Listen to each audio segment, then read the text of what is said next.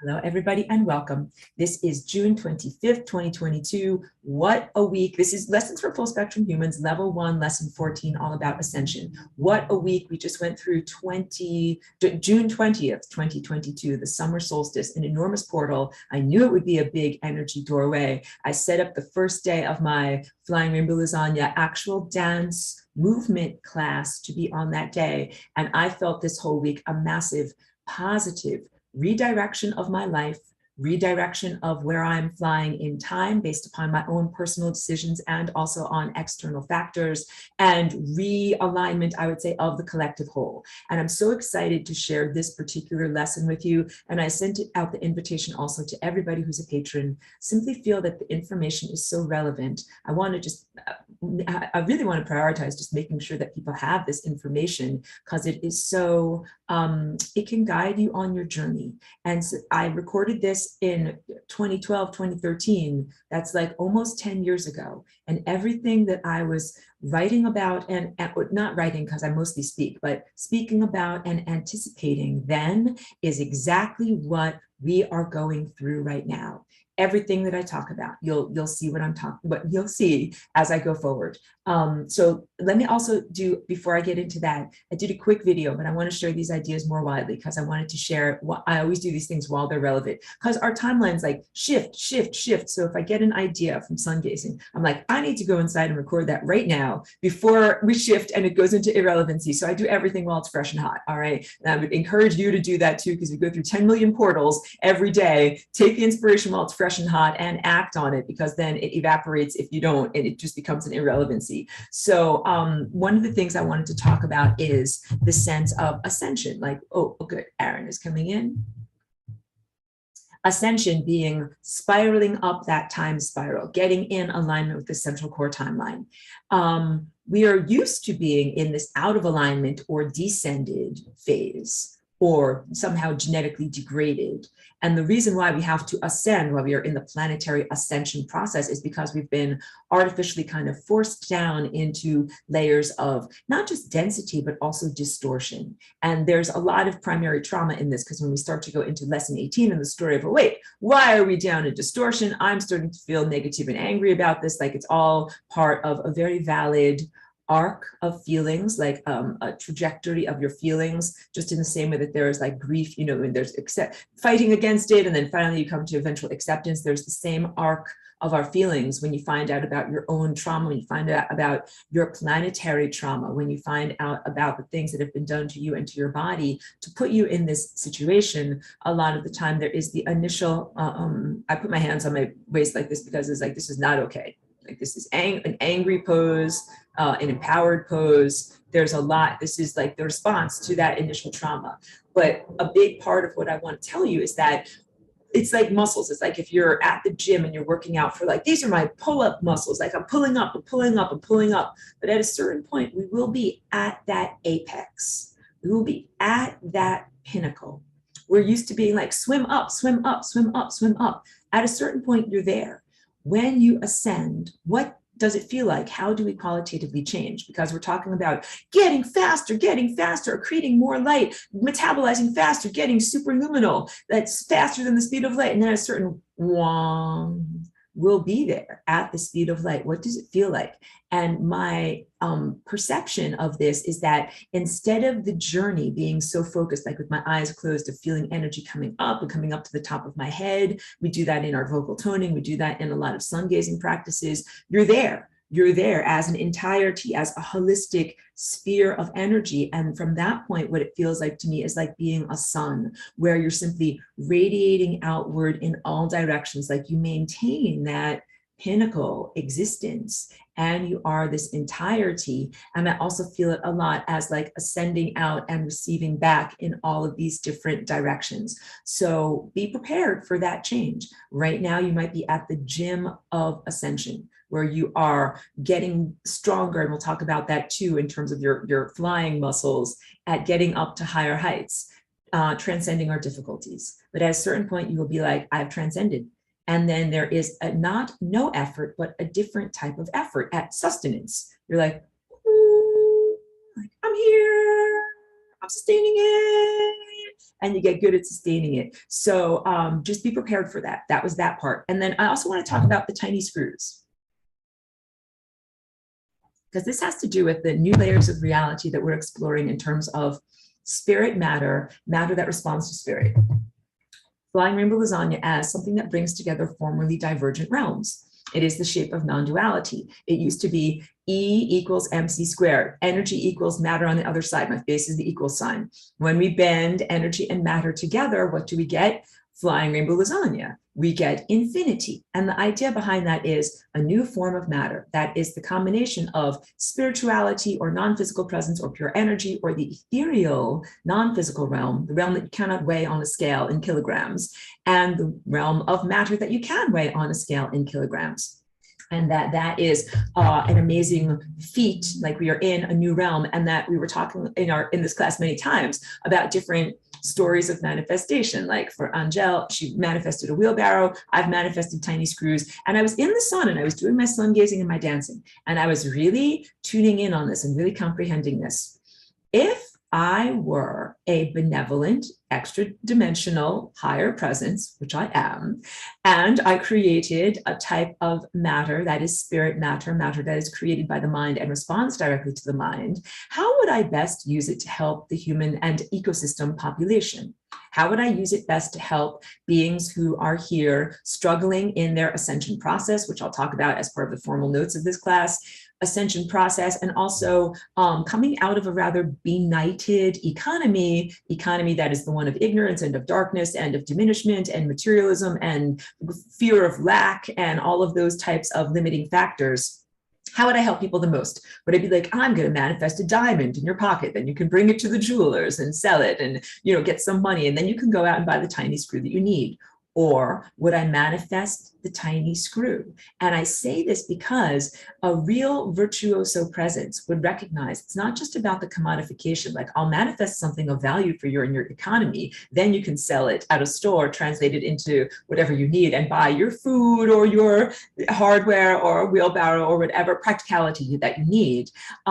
It's about time and excellence in time. So for myself, I'm like working on this project. I'm like, oh, I don't really have the time to like go out to a hardware store, find, like it might cost 8 cents. It might not be that expensive for me, but the break in my day, the time that it would take for me to do that might have been something that instead of pushing me towards the central core timelines of the events and characteristics and value system of who I truly am, pushing me aside, like, oh, got to get in the car, drive to the hardware store, do all this rigmarole, come back hours later, and then try to kind of get myself curved back into the very divine flow of perfection. It's like I'm in the song and my guitar string breaks, like, oh my goodness, I have to drive to the store, get a guitar string, put the new string on, get back into the song. Like a real virtuoso presence is in being able to say, I'm going to help this person so that they can have the guitar string right away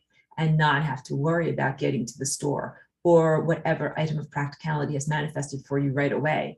And I started to also think that I would manifest things that did something like, let's say, your car is driving on the road and your serpentine belt, like your S belt or something like that, or some essential part of it's like hanging by a thread, like, the rubber is about to break. But what if this benign virtuoso presence could be there and create some matter and hold that cable together so that it doesn't break, so that you don't have an accident, so that you don't break down, so that you continue on your journey, getting to the important places that you need to go. I would definitely do something like that, have these aspects of our car vehicles held together miraculously, not miraculously, but let's say from divine, benevolent, supernatural miracles, and then also people's bodies.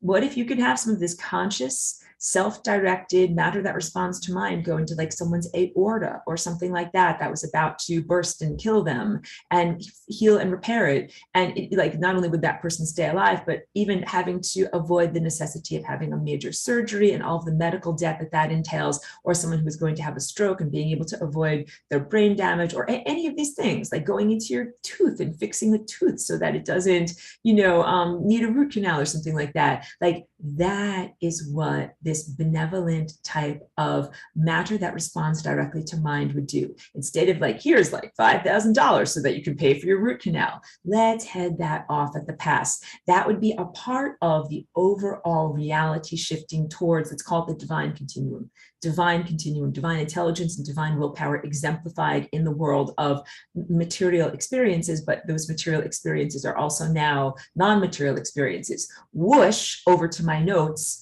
the concept of ascension. And I'm going to be reading a lot. So just, I'm not rude if I'm like looking down and not looking at what's going on, because I always write extensive notes, and I actually sent out half of my notes to the class last night when I was preparing Zoom. And then I did a lot this morning during coffee time. So I'll send them out again, and I put them up on Patreon so that you can check them out.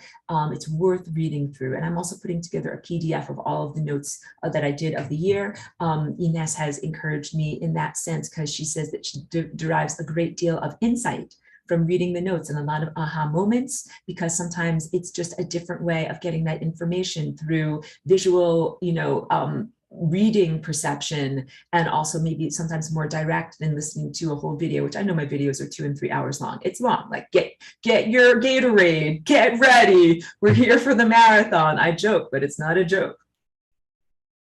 Okay, and of course, I'm saying thank you so much to everybody who tunes in later, because I switched. Oh yeah, and I just a brief aside about my life. I was doing some external secular work, like personal assistance work for a nearby workshop retreat, and now I'm not doing that anymore. So I had originally changed this class from Tuesday mornings to Saturdays to accommodate Monday through Friday work, but not everybody can come on a Saturday either. I get that, but now I'm doing Flying Rainbow Lasagna dance class on Tuesday mornings, and I'm going to do some just Zoom gatherings during the week for us to simply get together and share as patrons, or as FRL band members, you know what I mean? So we'll be doing that too. Before I get going, Ines says, yes, indeed, I love to digest this all several times, and it makes my day. Thank you so much. Thank you for that encouragement.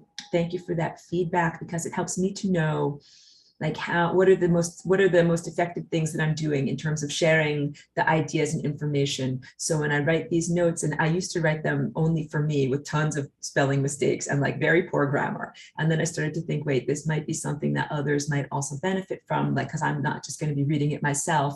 She says also the most recent one about Christ, she says, genius. Thank you. You honor me very much. And it touches my heart. And thank you so much for reading that, and for it's a real heart sharing that all that I'm very honored. I'm like, I hope you can hear it in my voice. Like, I'm filled up with love right now in the sharing of that information and of that viewpoint, and connecting with you and other people who read that, to be able to know how deeply I feel about that.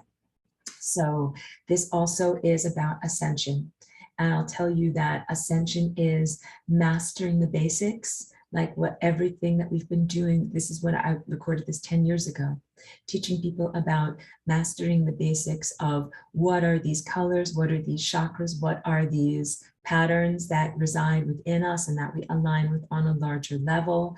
And that's like learning our ABCs and 1, 2, 3s in a very good way.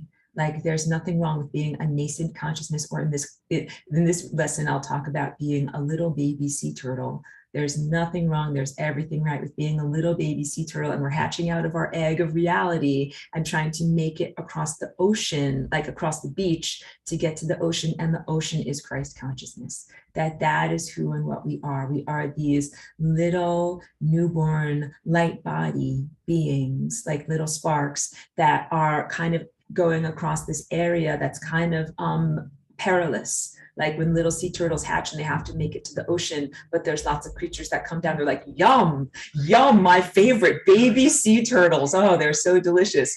And I smile, but it's not like funny to the sea turtles at all.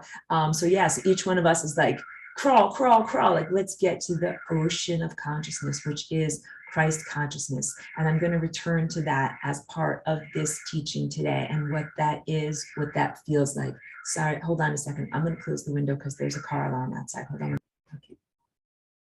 Apologies for the brief interruption. Gonna go get going. So the foundational ideas about what are our chakras, what is time shaped like? and individuality and personhood and the flying rainbow lasagna, and how we apply those ideas to the moment to moment, day by day experience of raising your vibration. So let's also, I mean, when I talk about this time vortex here, and I have my other sculpture that's all rainbow colored. I just grabbed this one that's a little bit smaller.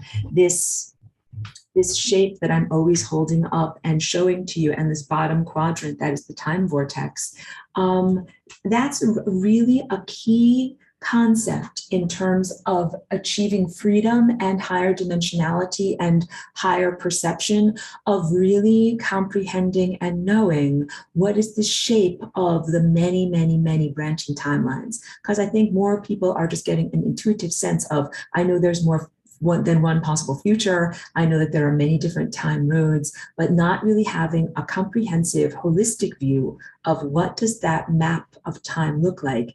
This is what the map of time looks like, and this is everything that I teach about. And I'll do a lot of drawing with my magic whiteboard today. So I talk about raising your vibration. That's going to be an ongoing theme today. Ascension is raising your individual vibration. Also, we are raising the planetary vibration. That's what that painting is about, birth of the flying rainbow lasagna. I can get the painting if you want me to. Hold on, let's see if it's available here easily, because I didn't have it set up to my squinting and scrolling thing. Yeah, let me see if I have it. I got it easily.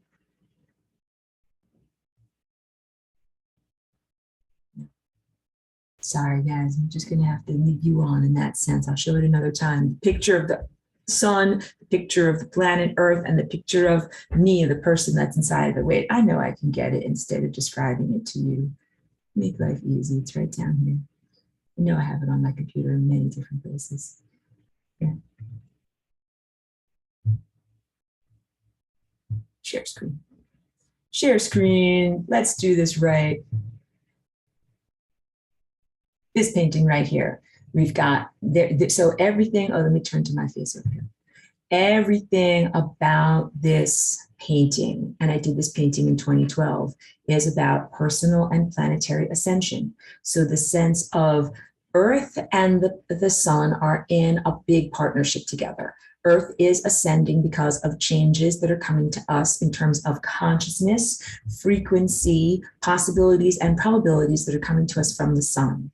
And then the transformation on our planet is really our individual transformation, percolating upwards and affecting the planet, even as the planet is having her own ascension experience and is affecting us. So this is very big, because I talk a lot about your personal ascension and your personal healing having a radiative effect, like radiating outward, ripples coming outward from the good work that you do in terms of cultivating your ego and transcending trauma and releasing emotional ballast, and those themes that we've been through a lot, that has a big impact on the collective. And also the collective has a big impact on you, and the collective is the entire ecosystem of Earth and the planet herself, as a consciousness structure. So it is, again, another ongoing theme of what we learn when we are embodied and walking on the surface of the planet. We learn lessons of responsibility towards the self, balanced with responsibility towards the collective or towards the whole. And that radiates outward to the larger time field itself, which is also a herself or a himself or a their self, a living self. So a lot of the themes that I'm going through today I wrote about 10 years ago, but they are about what we're happening right now. You, in order to ascend, are making changes in terms of getting faster, vibrating higher. And the planet is also vibrating higher. And just like cells on your body can only be on your body, on this version of your body, if they vibrate higher, and every cell has its own chakra system on your body too. So every cell can be either stuck to one side, or perfectly in alignment as a divine master cell. Same thing with you. You're a cell on the larger structure of the body, and the body of Earth also includes everything from microbes to redwood trees, beautiful dolphins, beautiful dogs and cats, and all of these butterflies, living beings. And all of those beings are having their ascension experience. And all of them are affecting the planet, but also if you cannot be doing your work and getting into those higher levels of vibration, you cannot be on the planet anymore. I'm put in mind of a silly t-shirt that my old, I would say sweat lodge leader, for lack of a better word, facilitator, he would wear this shirt that was from the 1970s that said shift or get off the planet. And I think that that's just funny. That was just coming to me right now. So apologies for any of my lighthearted interruptions. But yes, this idea that you as an inhabitant of this realm, of this place, can only continue to inhabit this place if you match the frequency of this place. And if you are not doing the work in order to fly into a more aligned position with that divine conduit type of timeline, then you literally cannot be here as part of this reality anymore. And what happens is hitting the membrane of death and then circulating back and then trying a different trajectory to see, maybe that's the right note. Maybe that's the right note. No, that's the right note. We're going to go up to there. So big, we, and this is in my notes emphasized, we are raising the planetary vibration. Yes. And also the planetary vibration is inevitable in terms of ascension and transferring from an old earth materialistic physical realm into a new earth semi-materialistic semi-physical realm, spirit matter, tiny screws, we are making that journey along with the planetary infrastructure, achieving a state of consciousness that is the galactic whole. The entire galaxy is raising its vibration. That is very big. Earth's ascension is taking place within the larger context of solar system transformation, all stars, star network transformation, galaxy transformation, big stuff. And we're all doing it in conjunction. This is like incredibly exciting. And I would like to encourage that feeling of like, get into excitement instead of like the difficulties and all of this and that, stop holding me down. Get into the excitement of the experience that we are going. So when I talk about everything, I'm always like very mathematical. We're going to talk about something that's define terms, like A plus B equals C. If we're going to say that, what is A, what is B, and what is C? Vibration is Earth's Schumann resonance, and it's the vibration of energy oscillating between Earth's crusty surface and the stratosphere. So if my hand is Earth's surface, and here is the stratosphere or a high level of the atmosphere, there is a resonance that happens between those two levels of being. And it creates a natural harmonic frequency. It's called the Schumann resonance, 7.53 hertz, but it oscillates, can go higher or lower, depending upon factors such as how many lightning strikes are there on the plains of Africa, because every time lightning strikes, I want to get my tuning fork, every time lightning strikes, it's in the other room, sorry, not prepared. Every time lightning strikes the plains of Africa, it's like dinging my tuning fork. It makes it go bong, bong, bong, bong. You're getting more and more and more of that frequency vibration going. So it strengthens and it exacerbates and amplifies that natural resonant frequency. And that frequency also as an overall whole sometimes goes higher. Like sometimes we're seeing like much, much higher, not higher into the stratosphere, but let's say here's a lower frequency. Here's a higher frequency. Here's a very high frequency. Going up towards the higher frequencies. Okay, I want to talk to you. Okay, so wait, the energy that is flowing, now I want to talk about frequency versus wavelength, because I'm saying we're raising our individual vibration, raising the planetary vibration. What is vibration? Vibration is frequency and wavelength. Let's go to the whiteboard. Let's draw this out. This is actually recap from one of the very earliest lessons of the semester, which is about ocean waves crashing on a beach. This is a red wave. This is the beach. Oops, I wanted to make that a different color, but just imagine that's a different color so I don't have to go back. And then like here is green. There are 4 green wavelets, 1, 2, 3, 4, that crash on the beach in the same amount of time that one giant green wave crashes on the beach. This is frequency versus wavelength. So we can say that if this is the point that we're measuring from, that the red is the longest wavelength, long length, but the smallest frequency, only one big giant arc. And that green is a shorter wavelength. This is a shorter measurement than red, and it moves faster, moves 4 times as fast as it is propagating forward. And of course, we go all the way up to violet, which is in the human octave, the fastest level of our being, and it propagates 7 times as fast as red, the physical. And that would be our crown up here, and it's our connection to God, divinity, higher consciousness. And it is literally, it's not a physical level of our being, it's a non-physical, time-based level of our being. It's the fastest version of ourself that we can be while still being within the octave, within the slice of frequency pi that is considered to be the definition of what is human. But of course, we are expanding the envelope and redefining the definition of what is human. Okay, frequency versus wavelength in terms of raising vibration. Now I want to talk about what is a zoetrope and how that relates to the chakras of the body, going back to the whiteboard. Zoetrope is an old word. I'm going to write it out for you.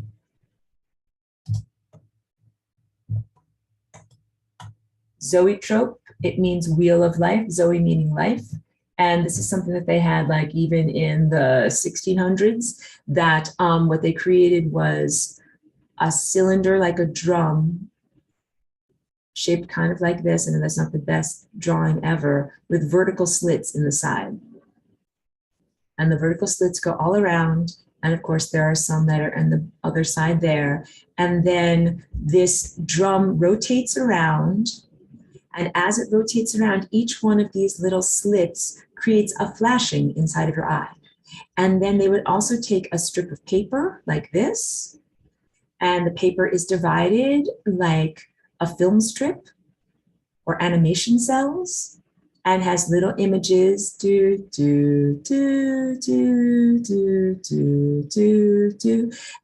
that would be placed in the inside of the perimeter of the drum, so that when you're spinning the drum around, 2 things are happening.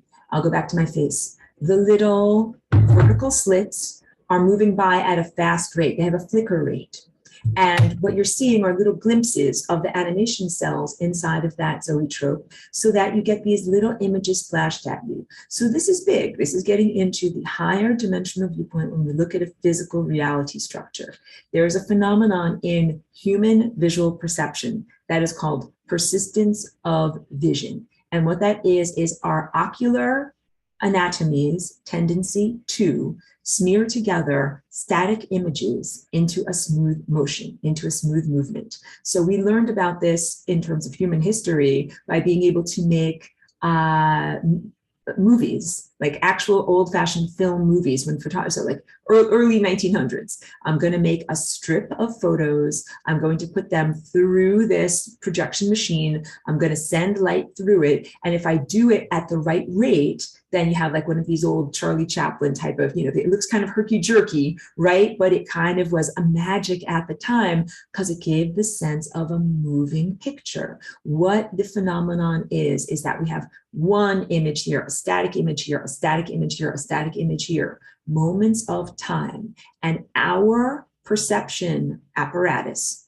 through persistence of vision moves those, ties those moments together, does the fills in the blanks between these 2 things. Photoshop has an animation project that does the same type of thing. You choose one cell over here and one cell over here, and the ball is going to move this way, and then the computer fills in the gaps of, oh, it would have to go through a trajectory like this.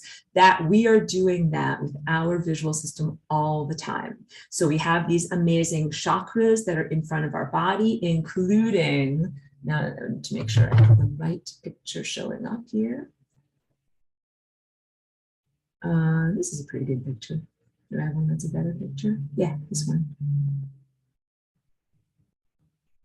Yeah, I squint, I scroll, I find what I need. This picture. We have a beautiful lens in front of our face that is this right here. And I've spoken about that at length, that is your Christ chakra, and it is also the anthropomorphic lens, human-shaped lens through which we see reality. But we have all of these other lenses, like, we have the heart lens, we have the intellect lens, we have the emotional lens. All of these things are part of the zoetropes, or wheels of life, that are what are a part of our energy anatomy, our time anatomy.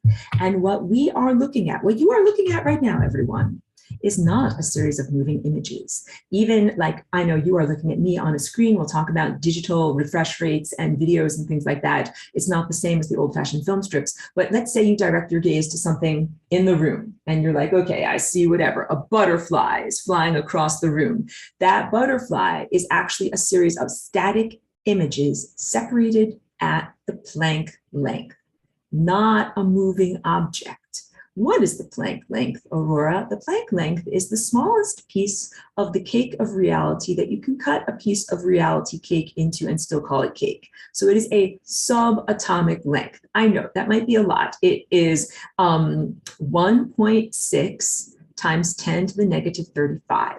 It is less than the size of a proton. So a very, very, very tiny length. So let's go back and say, here's the cake of reality. And I'm going to slice it into cake slices. I'm going to take that slice and make it even smaller, smaller, smaller, smaller, smaller, smaller. I'm going to keep on cutting that size of cake so much until it's just like the tiniest molecule of reality cake I can absolutely have and still define it as cake. Because at a certain point, if I make it any smaller, it's not even cake anymore, all right? So these are the smallest levels of reality that we can cut time into and still consider it to be time. If we go any smaller, what we would have to do is redefine reality according to some of these quantum observation, experience, perceptions, which are all time is now. All these rules are breaking down. Nothing makes sense anymore according to the linear language of what we're used to experiencing when we talk about time. All through the looking glass, people, I'm joking. I joke about this, but into the levels of like Alice in Wonderland, total reality breakdown. Hold on a minute. I want to say cats and dogs living together. No, I'm just getting silly. Stop. We go at that moment into a level of disreality is what I'm trying to say. All of those silly movie references were about going into a level of disreality beyond which the linear rational mind becomes inept to be able to comprehend or speak about what is actually happening. And still something valid is still absolutely happening. So yes, what you're looking at in your world beyond the computer screen where you're watching my face and my mouth talk is a series of static objects. And what is animating this series of static objects that are so small that they're separated at the Planck length and are still yet discrete moments in time is your spinning wheels of energy, your chakras. And your chakras are absolutely related to the twisting, dancing, amazingly free, arabesques, self-knitting, crocheting, tying, untying aspects of your DNA. Your dance of your DNA is related to the dance of your chakras. Your spinning wheels of energy is related to the tying together of static moments of time into an actual experienced, fluidly moving stratum that you can navigate or swim within. And if your DNA isn't dancing anymore, if your chakras aren't spinning anymore, then you are dead. You are dead. You have like, hello, welcome, take the pamphlet. You are dead. You have reached the membrane of death. You are no longer spinning the chakras of your body. You are no longer dancing with your DNA, and you're no longer moving through time. And I'll just draw that time vortex super fast for anyone who might not be a long-term student. Students, bear with me. This is a little bit of recap for the one-room schoolhouse. If you don't know what the time vortex is, it is, let me erase a little bit. It is this shorthand, a cross-section of something that is actually a vortex that has pathways that go upward like this, but I draw it flat so that you can understand here's year zero where you begin, year zero, marching upward like this as you move through time and get older. Here where I make this lollipop stick, that is the membrane of death, and that's death And you would then circulate back to the beginning in a new position and try to go up again, but you might die because you're not in the right trajectory. This is the correct trajectory, starting off here and moving upward through the center of the time vortex and through this opening up here that is an aperture or a wormhole that leads to infinity. So when I talk about the membrane of death and your chakras being not in alignment, it's literally like a baseball or a billiard ball. You are flying in the wrong direction. You're going to hit the edge of a place that is essentially the boundaries. You're about to go out of bounds in time. And that is the gentle correction from a loving cosmos that says, no, you're not supposed to be over here. Sorry, you're not supposed to be over here. Like, shush, shush, shush. Like, I'm going to just shush, shush, shush, shush, shush you right back into the middle where you're supposed to be. I know, like, Aurora, did you just say like death is like a cosmic gentle correction, shush, shush, shushing us into the middle? Yes, I did. Yes, I did. That's what death is supposed to be, even though I don't want any of us to die. I want us to ascend. And ascend is when we stay on that central core timeline, where we do not wobble or diverge or go into the membrane of death. We stay upright and reconnect with that infinite presence that is our emanator. We emanate ourselves here into time. We reconnect with ourself as emanator. And we experience that, aha, I am God moment that I spoke about in the class that's called the Completing the I Am God Circuit. And yeah, I talked about that extensively. All of this is about ascension, and that's why I was writing about it to prepare everyone 10 years ago. And it's what we are experiencing right now. So when you're looking at the world, you're looking at a series of static images, and it is a question of the movement of your DNA, rotating, whirling energy fields known as your chakras, and ocular phenomenon known as persistence of vision that helps us to tie together these movements into one smooth, fluid movement.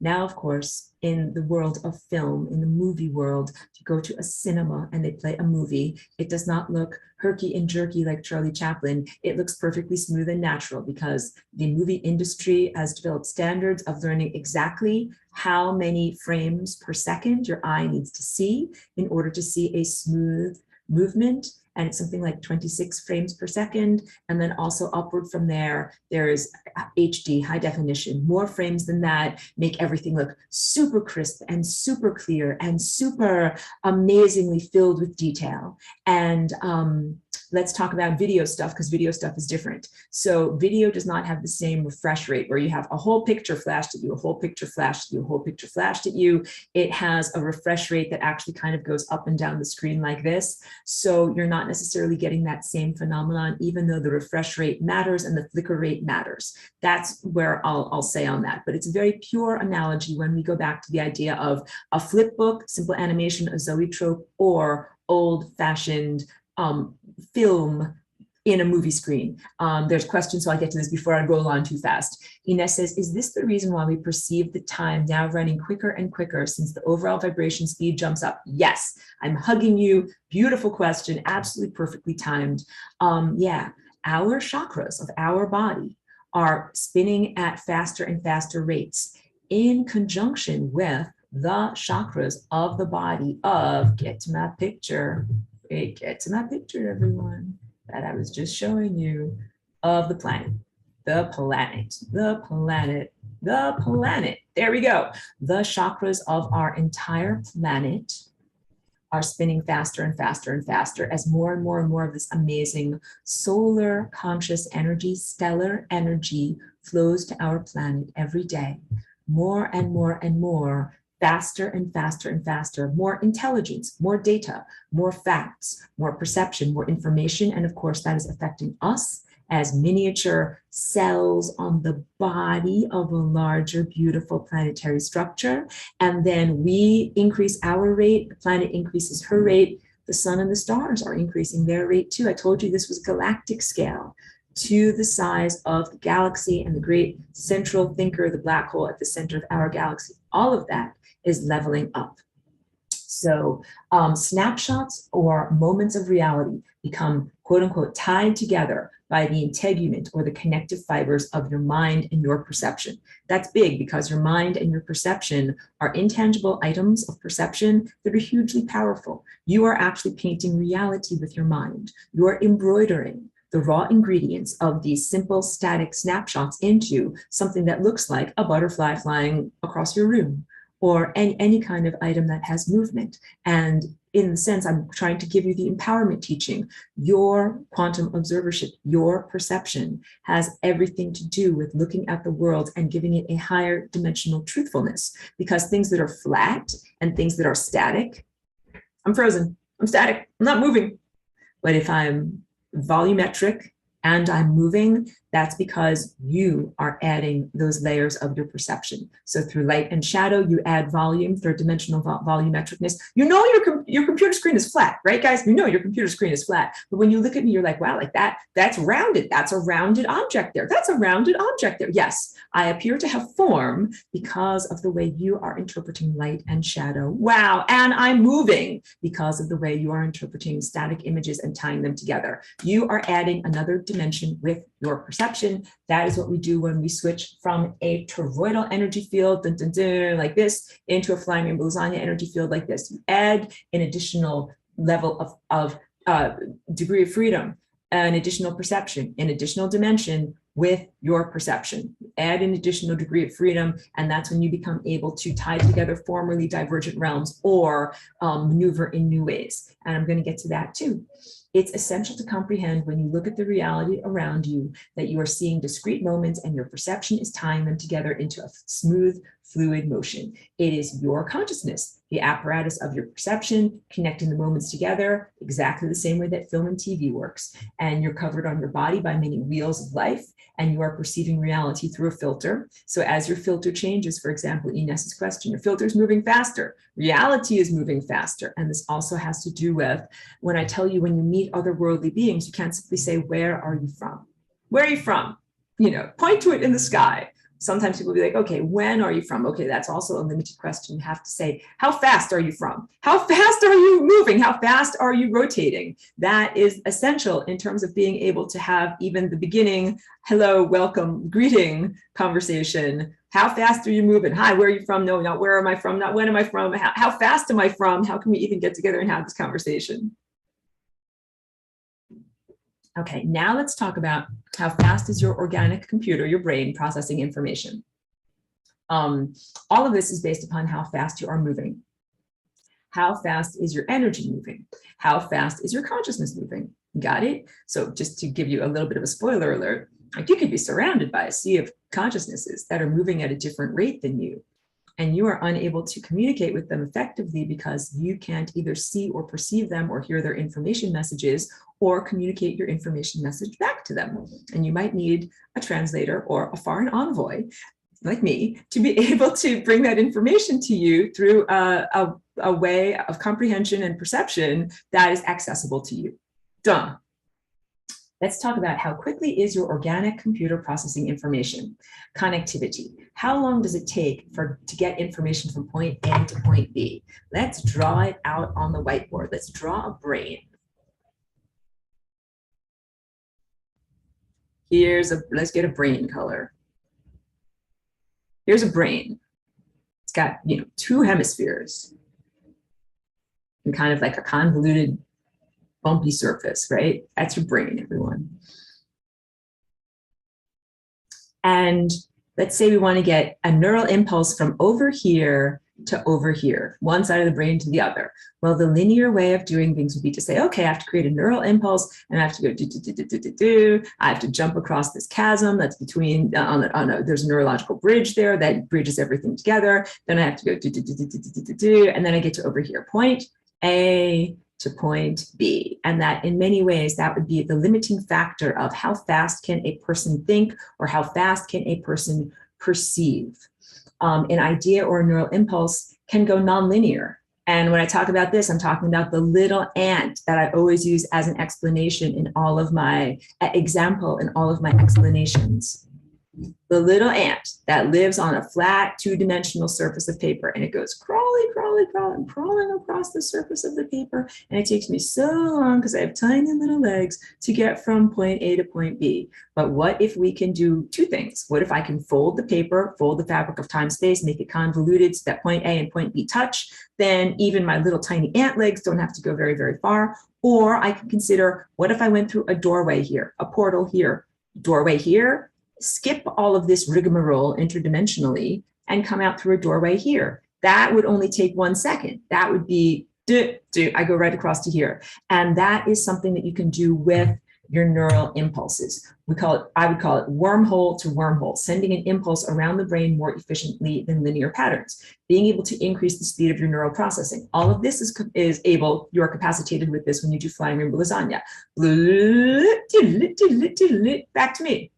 I do this in order to overcome neurological difficulties. So I've told you many times the flying rainbow lasagna as a way of healing, rectifying, superseding, transcending, and overcoming diseases or injuries or things like that. So I came into this body and there was all sorts of different brain damage and neurological disruption. And I couldn't get in a linear sense from point A to point B. So what I started to do and learned how to do with my brain here is to do portal. Wormhole to wormhole, or to jump over the damaged areas. And in being able to do this, like it took me a couple of years, literally, to be able to make my brain move in this new way. Once I mastered it, I was faster than either the way that this brain used to function before the brain injury and before I came in as Aurora, and also faster in comparison to the other people around me. So here's what, just briefly in terms of describing my journey, what that felt like. Initially, I was math illiterate. I could not recognize numbers or symbology or comprehend it or understand what was going on with math. And I didn't have basic addition or subtraction math skills, right?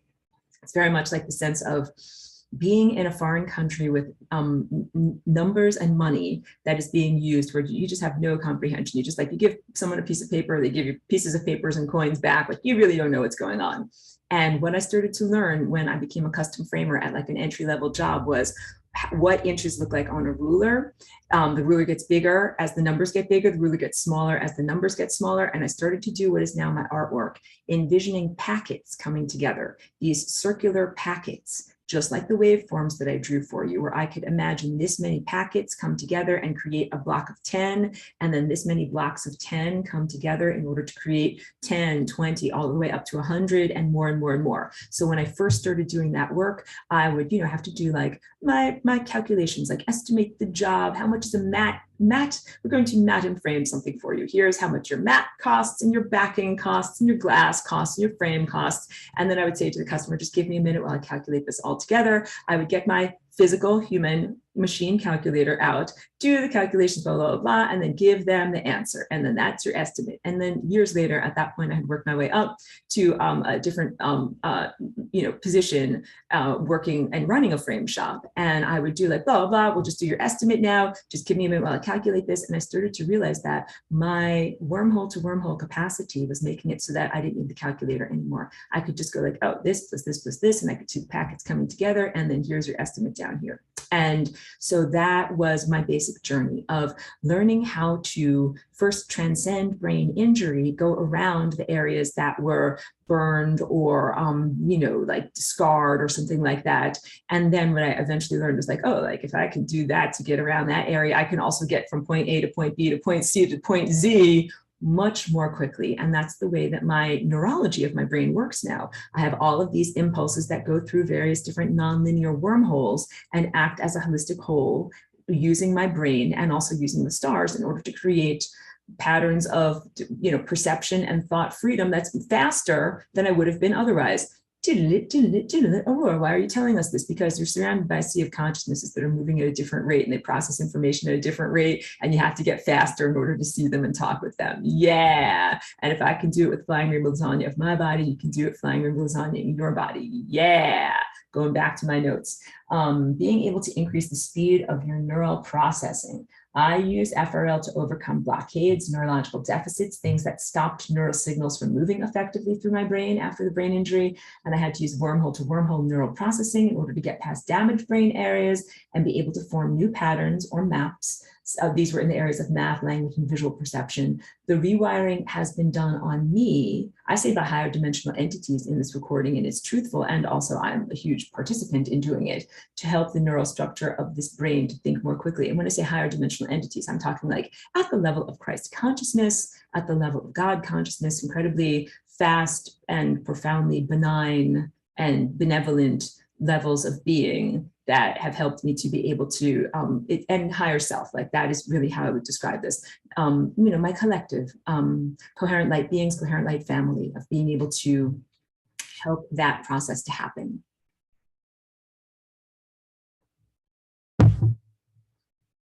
Coherent light family, keep that in mind.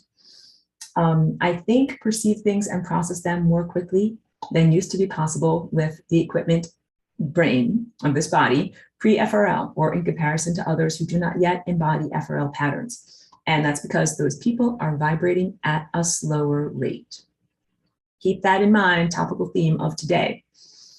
The FRL is literally the open source code for your mind that once you begin to employ this technique, you can think more quickly. So as I just said in a more lighthearted tone, and now I say it with profound, truthfulness, I created this flying rainbow lasagna out of a necessity in my own life journey and in the body presence that I'm here in for healing and augmentation and rectification. And also, in doing so, once you write a song, that song is available for others to be able to play. I share and invite you to share. That's the idea of open source code. Open source code is not copyright protected, like, hey, you're using my code, like pay me $5, get a subscription service on this or something like that, or otherwise no code for you. The open source code movement, however, is not necessarily something just like, it's worthless, it's worth nothing, take it, do whatever you want. It is instead the sense of recognition flows to the originator of the open source code. You're that guy that made that code. You gave that to me. We turned it into some program like whatever, WordPress or something like that, a free open source platform. And then we took it and ran with it. And then you'll find all of these things. These are all the things that people did with the open source code of WordPress or GIMP or any of these projects. And why do people do open source code instead of saying, no soup for you unless you pay me $5? The answer is because they actually have a holistic view of the sense, like I do, of wanting to share goodness with others, that absolutely everyone rises higher. The entire planetary ascension happens more smoothly and more fruitfully when everybody has access to all of the ascension tools that they need. If, again, I were to keep it just for me, the precious, my pretty, and not shared with anyone else, then you know that there would be a limitation and a lack of augmentation. Everything would take longer. My journey would be less good. My journey gets better when I share this with everyone. And Ines asks, is it also effective as well when I just imagine the shape of the FRL in moments when I want to access or check quickly any kind of information? Of course, besides the FRL dance. Yes, you can think of this as a symbol. Just like I'm trying to think of any other thing, like a symbol or trigger is not necessarily a positive word because people think of like triggered, emotional triggers. But I would say that it can be a positive trigger that causes a biochemical and energetic cascade inside of you. That I've said this many times, just looking at this, it's a quantum object, just looking at this affects you. Just being in the presence of this affects you, even if it does not make sense to the gatekeeper of comprehension on the intellectual level. Sometimes people are like, what is that thing? What are you holding up? Is it a scented candle? Like, what am I looking at here? I know I'm being a little bit facetious, but sometimes people have asked me if this is a candle. Like, no, it is not. It is a flying rainbow lasagna interdimensional portal. But the point is, they're being exposed to it is conceptual on a deeper level, and it affects one whether or not the mind and brain comprehend it. Yes, and certainly students of this class that have exposed themselves even more to the intellectual explanations of what it is, yes, consider this image and shape to be a positive type of trigger or domino or red button or cascade effect, something that has a positive connotation of like, when I see that thing, I then go into these mind states. In just the same way, like sometimes I hear a song that I hear the first few bars of the song and it gets me going like into a feeling like, I love that song. I want that to be what that is like for you. So the song, the lasagna and the activity in your body is like the song. And when you see this shape or envision it inside of you, it's like the first few bars of what it is. You're like, that's that thing I can do. And then it begins this, like I said, biochemical and energetic cascade moving forward. Very beautiful question. Thank you, Ines. Let's get to what are ascended masters. Scroll on my notes. Ascended masters are a group of higher dimensional beings who once lived and experienced life in the human form, and they have ascended from that form. Okay? They've been in the same levels of density that you and I have been at. They have been food eaters and poopers. Oh my goodness. They live now in a higher dimensional reality. They do not live in the levels of density that involve the third dimension. We'll have a conversation about the ongoing use of language in the New Age world when people talk about 3D versus 5D. I'm using language differently. So I will tell you what is the third dimension. I should just say it right now. In order to make a distinction between the way that people are talking about this and the way that I'm talking about this, I would like to say, please be wary.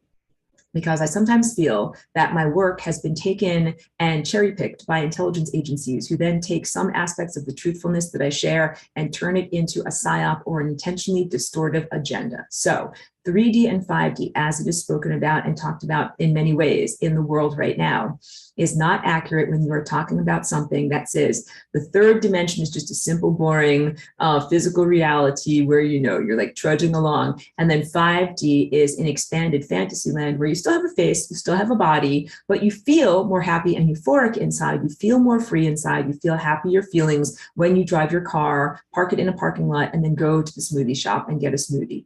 The fifth dimension, as I talk about it in pure, pristine language, does not contain smoothie shops. This is very big. I'm talking about dimensionalities and densities and levels of being. So the third dimension, when you're in a third dimension, the level that you are rising up and ascending out of, yes, you have a physical presence and it is vibrating at a particular rate and you live in a box. The third dimension is a box. You get, like, you guys know what I'm talking about. The first dimension. Oh man, let's go back to the beginning. Go back to the beginning. What is dimensionality? What is dimensionality? We got to do this. The first dimension is actually 0th dimension. It's a little dot right here. And then the first dimension is a line where we connect two dots together. It's one dimension because it requires one piece of information to determine the position of a point on that line.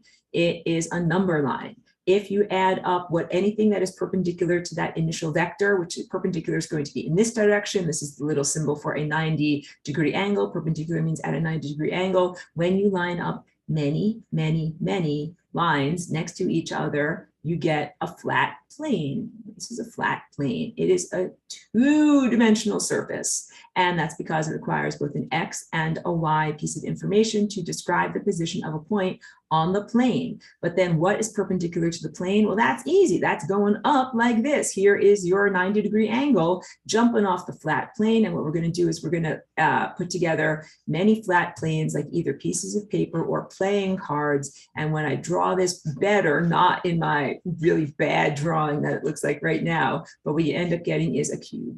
You get a cube, you get a box, you get a three-dimensional box. That is what we're living in right now. You live in a three-dimensional box, but you don't just live in one three-dimensional box, you live in a series of boxes. You live in a series of boxes that are absolutely analogous to each one of these cells of the zoetrope, or moments separated at the Planck length. Here's a moment, here's a moment, here's a moment, here's a moment, and here's the Planck length, Planck length, Planck length, Planck length, Planck length. And what you have when you switch colors here, when you put all of those third dimensional boxes together in a line, what do you get, everyone? The fourth dimension, which is time. That's the first time that we are moving into a non-spatial dimension. So 0, 1, 2, 3, 4, those are spatial dimensions. Upward from the third dimension is time dimensions. The fourth dimension is a time dimension. We line up many timelines and we get a time plane. That would be considered the fifth dimension, but I tell everyone the fifth dimension is not a place where you have exalted feelings and go feeling good, driving your car, park in a parking lot and get nice smoothies at the smoothie shack. That's not the fifth dimension, although that is what is being presented as the fifth dimension here in this realm, according to people that have been, like I said, a little bit victim of psyops, because they are being influenced by an AR, augmented reality. Nano wetware is changing and transforming their perception and their biochemistry so that they think they're in a higher dimensional reality. They're like, woohoo, I'm in a higher dimensional reality, but I still got a face, I'm still eating food, I'm still driving my car, but I feel different inside, and man, this smoothie tastes good. But that is not what the fifth dimension is. If the fourth dimension is a line of boxes separated at the Planck length, and you are through your flying rainbow lasagna dance, jumping from moment to moment and using persistence of vision in order to smooth them all together into smooth fluid motions that look like an actual volumetric and embodied experience, the fifth dimension is the bakery where the bread dough of reality is made. So if these are long, skinny French breads that you cut into slices, and each slice is a slice of time, the fifth dimension is like the bakery where you have a giant mixing machine, flour, water, yeast, flavorings, the potentials for dough of reality. In non-allegorical terms, in literal terms, the fifth dimension is an area of pure abstract waveforms. You are there already. You are already in the fifth dimension, and you have been for 20 years, for a million years. We've all already been in the fifth dimension. So this whole idea of we're moving into the fifth dimension, everyone, like get like whatever, get your swim trunks on, like get ready to go. And I don't mean to sound needlessly critical. I just have to make this distinction because I feel it has been a pathological misunderstanding that is unhelpful to people on their journey. And I want to just shake you by the shoulders and be like, this is what the fifth dimension really is. It's a world of pure potential. It's the waveforms of an ocean of consciousness, and that, I should say, fifth dimension plus, 5D plus from here on in. Whenever I talk about 5D plus, everything up from there is a non-spatial dimension that is based in time and perception. And these are the places where there are multiple waveforms, multiple versions of reality, where this level of experienced reality comes from. And we are indeed moving into that level of pure potential in the sense of being aware of aspects of self that stick up into a higher dimensional space that is occupied by coherent light beings who are known as the Ascended Masters. Yeah. All of these beings are currently surrounding us right now, but they're moving at a different rate. You want to have a conversation with them, highly encourage you to. They're awesome, but it's just hard to get your chakras fast enough to be able to talk with them. Sometimes I tell you guys, like, my brain is moving much faster than I can connect to the words of my mouth. Absolutely accurate.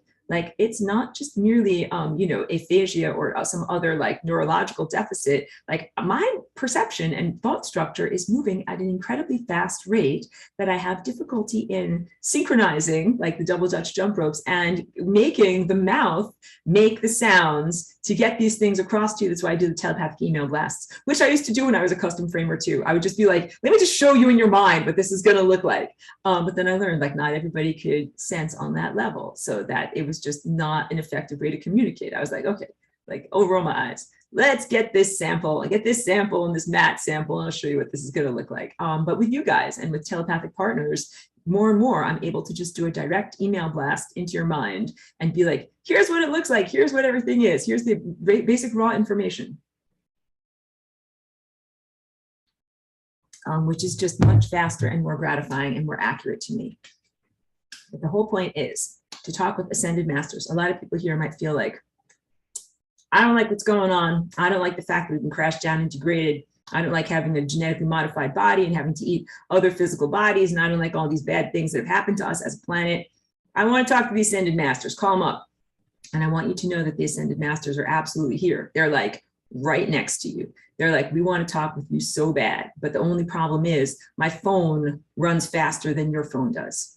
And how can I talk with you on your phone when your phone is so slow that you can barely perceive or know that I am here? So please know that you are not abandoned, you are not ignored. There are very real inherent difficulties in your wonderful coherent light family being able to speak with you and interact with you effectively but please know that you're getting all sorts of help from the mountaineers. Like they've gone to the peak of the mountain, they've summited, and they've got all of these ropes. They're absolutely helping to get you up in the ascension, even if it is challenging for your communication system, perception system, and chakra system to perceive them. But at a certain point, you start moving at a faster rate and you do perceive them and you do have direct conversations with them. And that is an amazing thing, okay? Wait.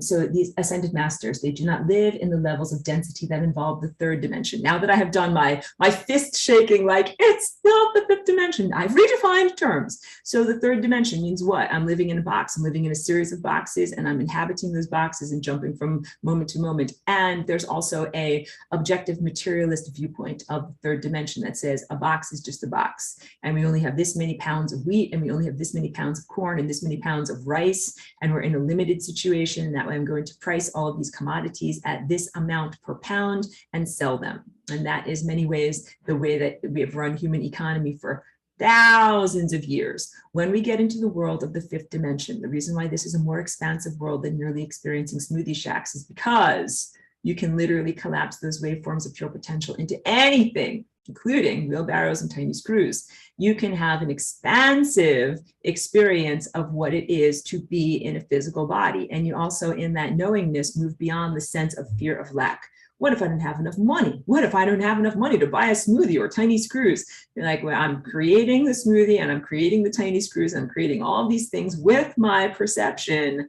I, at a certain point, have the innate security. I am secure inside in the sense of knowing I will be able to create everything that I need to sustain myself. And we're moving into those levels of mind created matter where you know and affirm to yourself, I have and I shall continue to have all that I need and require in order to sustain myself, in order to keep alive in time. And same thing with other people too. What is the eventual goal of ascension? To increase your vibration so that you're vibrating faster and faster. And at a certain point, you vibrate your way out of the third dimension. Boom. Out of the third dimension. Aurora, is this like you're always joking? Calgon, take me away. Jump into that bubble bath. I need to escape reality. And the idea of like leaving behind your physical body, like physical bodies, you have to brush your teeth and do all these hygiene things and eat food. How boring, how cumbersome. Get rid of my physical body. No, it's not like any of those things. It's not pure escapism and it's not a sense of resentment at having to have a physical body, because I'm always telling you your physical body is a gift and your physical body is absolutely incredibly valuable on your journey. You got to nourish and take care of and protect your physical body, because if you go into the membranes of death, the side gigs, don't take the side gigs, everyone, stick to your main gig. Go back to my whiteboard here. When you go into these side gigs over here, what you're doing is creating little dead versions of you. Every single one of these pink little circles is a dead version of you. So what is life? What is death? What is happening in you right now is you have a physical corporeal form, and then that physicality form nourishes and sustains your pure light body, your body of coherent light, your body of pure thought forms, your body of your chakras. So big. You have a non-physical presence before you gestate and develop a physical body. In developing a physical body, usually in the womb, you then create a chakra system. And that chakra system also sustains you when you are alive during your life. And then if you either A, have a conscious death, which is that what I talked about, like the 17th karmapa, that he is able to knowingly like slow down his breathing, exit the body, fly on his spirit journey, go to a new incarnation, and then go in there with continuity of consciousness from the past 17 times that he's done that on his soul trajectory. That's a conscious death. So he didn't ascend. He left behind his body, but remembered the journey and came. When you do that, so let's say my spirit flies free, body stays behind, what does the body do? It goes through a state change. And that state change is a slow state change. State change is like in, when we talk about science and observership, water. Water moves from a liquid at room temperature to steam when you put it in a kettle. That's a state change. Got it? Or like ice, when it's cold, it's solid, then it melts, becomes a liquid, then you put it in the kettle and you boil it and it becomes steam. That is the type of state change that your physicality form undergoes slowly through the process of decomposition. You leave your body behind. Here's all the cells that are stuck and left on the membrane of death. What happens to them? They stop doing their DNA dance. Then they break down, and then there's nothing left to sustain them and to uphold their existence in reality and to give them coherent form. They become non-coherent anymore, and they are broken down into their constituent elements. Slowly, the energy that comprised that physicality body is released as heat and different they nourish other animals and insects and fungi and microbes and things like that. And then at a very certain point, all of that is transmuted back into energy. The physicality, solidified light, does translate and state change back into pure energy. Or let's say you take the dead corpse and you put it on a funeral pyre and light a big fire, and its state changes from solid into plasmas and gas. That it's superheated thing. It happens faster. You take it and state change. We're burning up your old body. Or that state change happened instantaneously for people that were exposed to the blast radius in the very sad experiences of Hiroshima. Nuclear conflagrations that have happened like that, or if I were to take a person and fly them to the sun, and I talked about that, like if you take your physicality and stick you right on the surface of the sun, you will state change. You will go from a solid directly to a plasma. You will become a light being. That fast, you will be incinerated. But when we talk about ascension, what we are talking about is a state change that is a conscious way of transforming from a lower vibrational state to a higher vibrational state with continuity of consciousness. Every single one of the cells of your body that has its own chakra system goes from being slightly out of alignment to being perfectly in alignment. Click. All of this light flows through your body. Your body is your crystalline, Christ-structured body, beautiful crystalline form, and you become translucent. And so like a diamond Vajrayana body is not a coal body. The coal is the carbon that is all mushed up, and light does not transfer through it. It is opaque. It's your opaque body, but you get your light body that is translucent. Translucent means light flows through it. Light travels through it. You become a crystalline structured light being when you are structured differently, when you are structured correctly. Drink your structured water for these purposes. I'll tell you all about that. Different things that we can do to bring us to ascension. And then when light flows through you, you don't get incinerated, you get energized. That's what you do. You get faster and faster and faster. Power up. You become pure light. That's what we're doing as individuals and as a planet. So wait, and I'll get to your question. Thank you so much. But let me just read a little bit more. You increase your vibration, so you're vibrating faster and faster. And at a certain point, you vibrate your way out of the third dimension. Yes, this does mean you do not have a physical body form in the third dimension anymore. You are no longer eating physical food, using physical toilet paper, driving to smoothie shacks, or having any of those physical embodied experiences, although you are having experiences. This is analogous to when I was telling you in the antediluvian world, when you would get off the surface of the planet through your mountaintop perambulation experience and be able to lift off and stay aloft, and you are fed completely 100% with pure light. So you are eating, but not smoothies. You are eating sun shakes that come directly into your third eye, and you're getting 10 million megabytes per second of information that's giving you intelligence and truth and sustenance and everything that you can possibly know about. Like literally, imagine if you knew about not only every single activity that was happening on Earth at every moment, but also every single planet everywhere, every single star system everywhere, every single organism everywhere, having all of that going directly into your mind, and know all of that stuff all at the same time, and it's not overwhelming to you, and you're not being incinerated by it. You are embodying it, and it is feeding you with intelligence, and it gives you the intellectual capacity to go into higher dimensional states. That's what ascended masters, coherent light beings are experiencing. That's what you're trying to double dutch jump rope get inside. Like they're playing the double dutch game. They've got the jump rope going, and you're here in the third dimension trying to be like I'm trying to jump in, trying to harmonically integrate yourself and who and what you are with their pre-existing light codes that are moving at very, very fast and complex patterns. Yes. So this whole idea of ascension in jumping out of the third dimension, vibrating out. This is antithetical to death as it occurs on a corporeal and unconscious way, all right? So when you do not have a conscious death, your higher consciousness is in existence and continues to move onward, and you've left behind the physical corporeal being.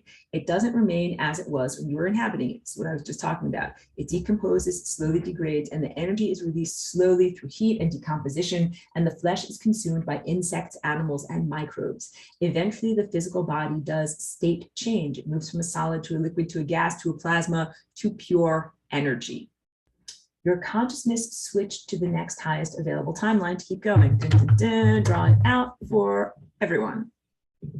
Switching timelines. In order to not die, what we're doing is going from this timeline, like if I get to this point over here on this timeline, I'm like, oh no, I'm going to hit the membrane of death. I better jump laterally. I better jump over to the side and go to this timeline over here where there's more room. And I know Pac-Man, that's one of my few video games that I know. And I know Frogger. These are old video games because Frogger, you're on a log and then the log is going to end and you're a frog and you have to jump to the next log. This is actually very analogous to what we are doing with our linear timeline jumping. You feel and sense that you are coming to the end of your timeline. And sometimes that can be a sense of personal divine dissatisfaction with a relationship or life context, like a relationship, a love partnership, a business partnership, or a job where you're like, I am not feeling it. And it doesn't necessarily mean you don't like the other person. It means that you have a sense of divine discontent inside of you where you're starting to feel like I'm heading towards the membrane of death and I need to make a life change. Otherwise, I will die. And the die is not always something like, you know, you get a disease. Sometimes it's like you're smashed up on the road, you know, sometimes it's a fast thing that happens. And the way that we avoid those catastrophes is by honoring the inner sense of divine discontent that sometimes tells us, need to redirect my life. And I don't want any of you to be like, I have to get out of this relationship now because otherwise I'm going to die when hit the membrane of death. No, it is not something where we are running in fear away from the things that will kill us. Think of it as redirecting towards one's greatness and the things that will sustain us. So instead of saying, I hate my job and I'm flying towards the membrane of death and I'm afraid of dying, I hate my job, I hate my boss, whatever. No to any of those things. Because what you say instead is, I'm feeling a sense of divine inner discontent.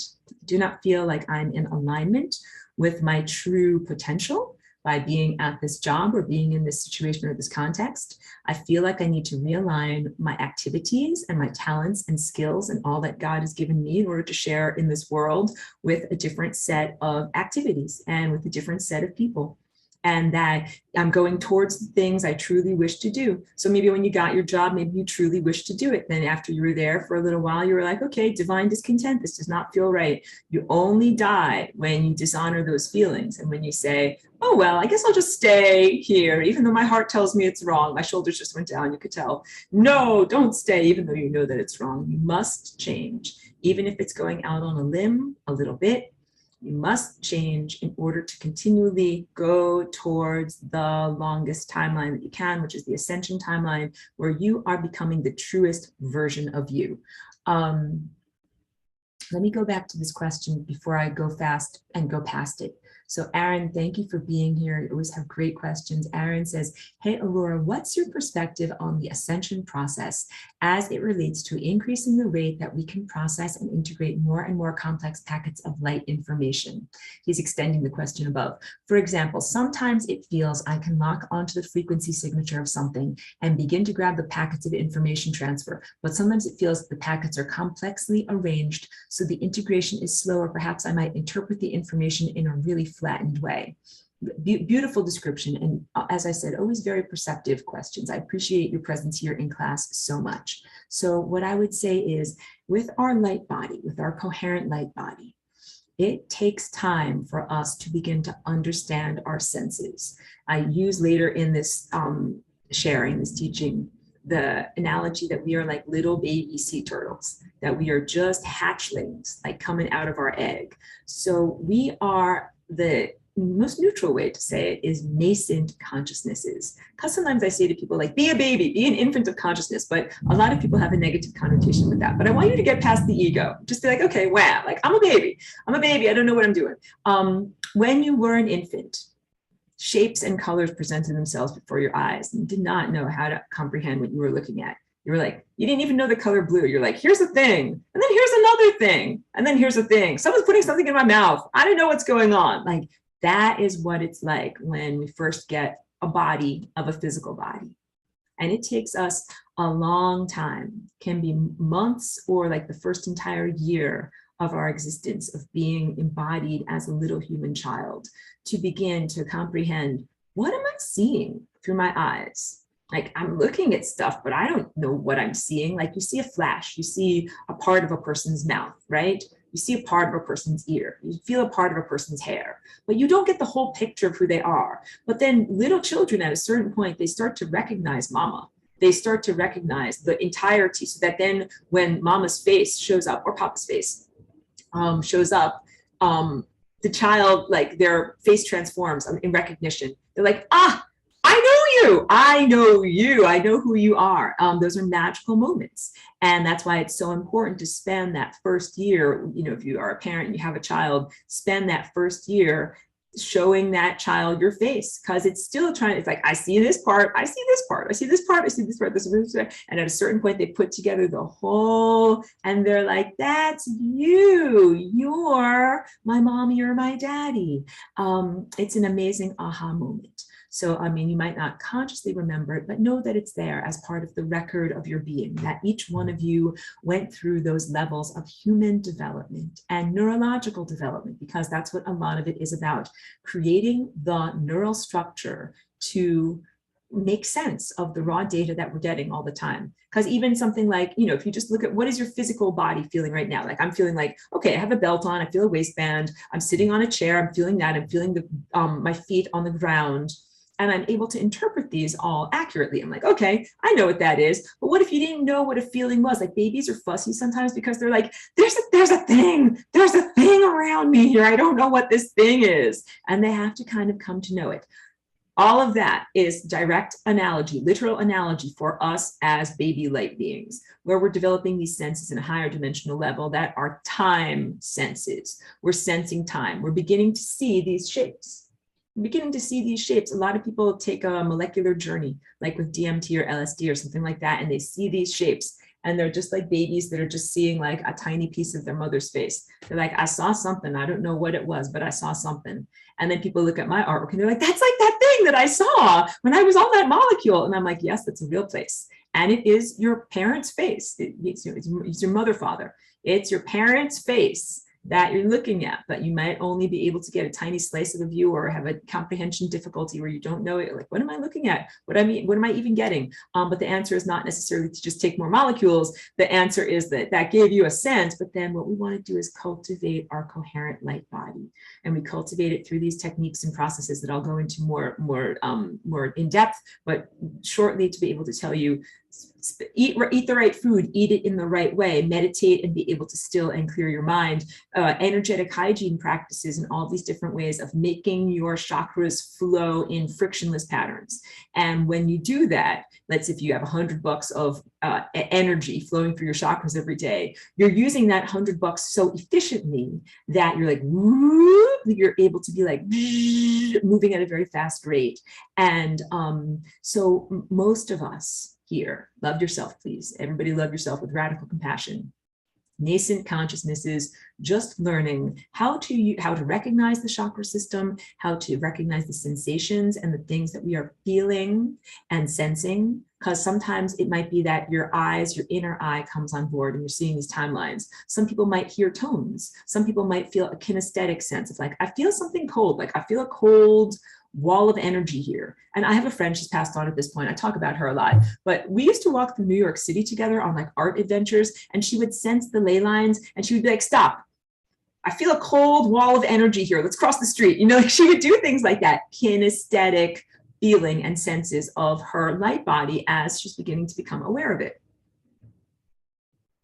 Might feel all of these different types of senses and undefined senses because I navigate the time field using a sense that I would call even undefined.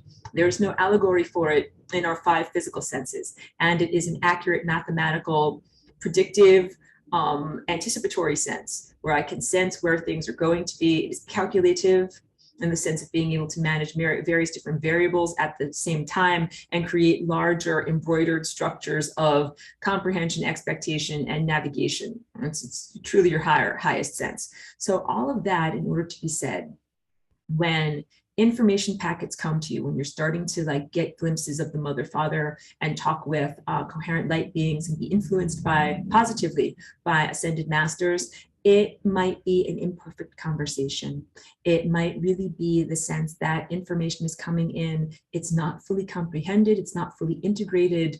And I joke in this teaching also about like when you're trying to get food into a baby's mouth, like here's the airplane and applesauce goes in here, but sometimes babies are like, blah, and the applesauce goes on the side, blah, the applesauce goes here, the applesauce goes in their hair, the applesauce goes everywhere, but it doesn't actually go where it needs to go. That is like when we are being fed information from these higher dimensional masters and from God the Son, I wanted to say God the Son, of this beautiful information parent that is in the higher dimensional realms for us, is giving us light into our inner aperture, but sometimes our attention is all over the place.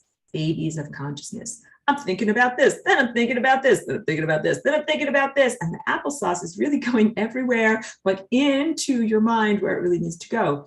No offense, like you don't get upset. That's just like, that's how babies eat. And then it takes time to master your senses and your coordination, be able to actually eat. And then eventually in adulthood, we go out to restaurants and we eat very elegantly and our pinkies are up and we don't get anything. We don't have to wear a bib. We don't get anything on us. Like, of course, I'm being a little silly, but eventually you get all the messages and light code food information that comes inside of you without any difficulties.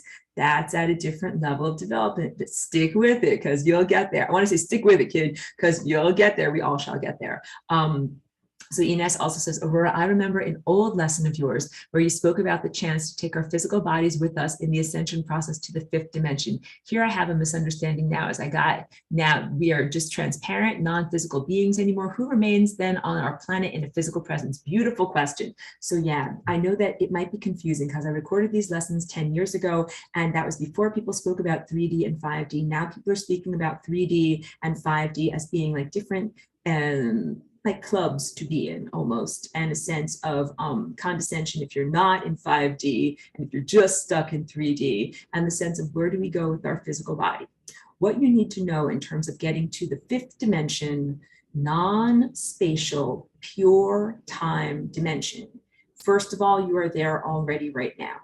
This world that you are looking at is a series of uncollapsed waveforms. You look around at your desk, at your computer, at your chair, at your glass of water. Those are all abstract pure potentials. And it is the ovens in front of your eyes that are baking the dough of reality into the world that you see around you now. So the first thing is, it's like ruby slippers, the Wizard of Oz reference. Had it with you all along. Have the 5th dimension with you all along. You're absolutely already there. This process of collapsing the potentials of waveforms into collapsing or accreting or coalescing them into waveforms, into experienced realities, has been largely an unconscious human experience. And that means it's something that you're doing or supraconscious, but without the conscious intellectual mind saying, I know I'm here in a sea of waveforms and I know everything I'm looking at is just an abstract potential, and now I'm making it into something that is more than just an abstract potential. But I'm telling you, like when you start to really live in and perceive consciously that level of the 5th dimensional reality, what you do, like I told you in one recent class, when you're going to the grocery store, you're like, I'm actually driving to a field of pure potential. And when I get out of my car, I'm actually going into a big giant box that is a box of pure potential. And what I am doing is, with my mindset, with my perception, coalescing it into what looks like a grocery store. I'm coalescing potentials into what look like apples or pineapples stacked up, or whatever, peaches all stacked up in the produce section. And I'm even collapsing the waveform potentials of other organisms, men and women and whatever, fruit flies that are all in this place, that are all part of this world of pure potential that is now becoming an experienced reality. So the transition or transference from physical, third dimensional embodiment into vibrating higher and ascending into a world of uncollapsed waveforms is in many ways a journey of recognition of that which is already happening. That's when I say the ruby slippers. It is something that is a generative activity that you have already been doing all along. And that this is the claiming, recognition and claiming ownership of it, because you're like, well, wait a minute, if I'm collapsing this whole big giant food room and all the food that's in it, I mean, like maybe I could make food room everywhere. Maybe we wouldn't have to have money for food room. You get it? We start to get into these levels of pure freedom thinking, where you recognize if I am creating this world out of the pure potential of my mind in co-creative partnership with God, the divine presence, then theoretically, I can create anything that is needed for not only me to be sustained, but to sustain all of us. Like, I not only want to make apples, pineapples, peaches for me, I want to make them for everyone. And that is what this true Christ, the values and the behavioral exemplification of those values is about. Part of it is about being able to see time directly and see the consequences of your actions and making great choices. And part of it is also the sense of using higher dimensional perception and psychic talents and gifts to serve the entirety, a theme that we look at all the time. Responsibility towards self as an individual and responsibility towards the collective. I'm one being ascending on this planet. I need to ascend. I'm helping the planet to ascend by doing this. I want to help everyone else to ascend by doing this. This is why I give this class. This is why I make this information available to people. This is why I try not to be, limiting in the sense of like giving out scholarships and other things. Like, I just want you to take the food, the mind food. I just want you to be empowered so that you can ascend and know what you're doing and be able to create a better reality, because that serves the planet and that serves the whole and that serves everyone. And then the energy bill and the rent and the commodification are definitely deprioritized in that sense. And they also remain part of the social substrate that we are coming out of. And we'll talk more about that too. Let me get back to my notes and I'll roll ahead pretty fast. We're going to contrast leaving behind the physical residue, like a death, a separation from your physical body, where you leave behind your physical structure, with a more conscious way of dying, and the infinity timeline, where you die, but you do not die, and your consciousness continues infinitely. The central core timeline, the thing that I'm always drawing at the center of that of that diagram. You die, but you do not die. You go through a wormhole and continue infinitely in your journey. This is the timeline where you become an ascended master. In my notes, I often shorten that down to AM. Ascended masters are those who have mastered reality. You got it? Making pears and pineapples and things like that out of your mind. If the life vortex is a video game, they have mastered the video game. That time vortex, that life vortex being like a video game. And Pedro, a long-term student that came over, GOTA, game over, try again, womp, your little guy dies.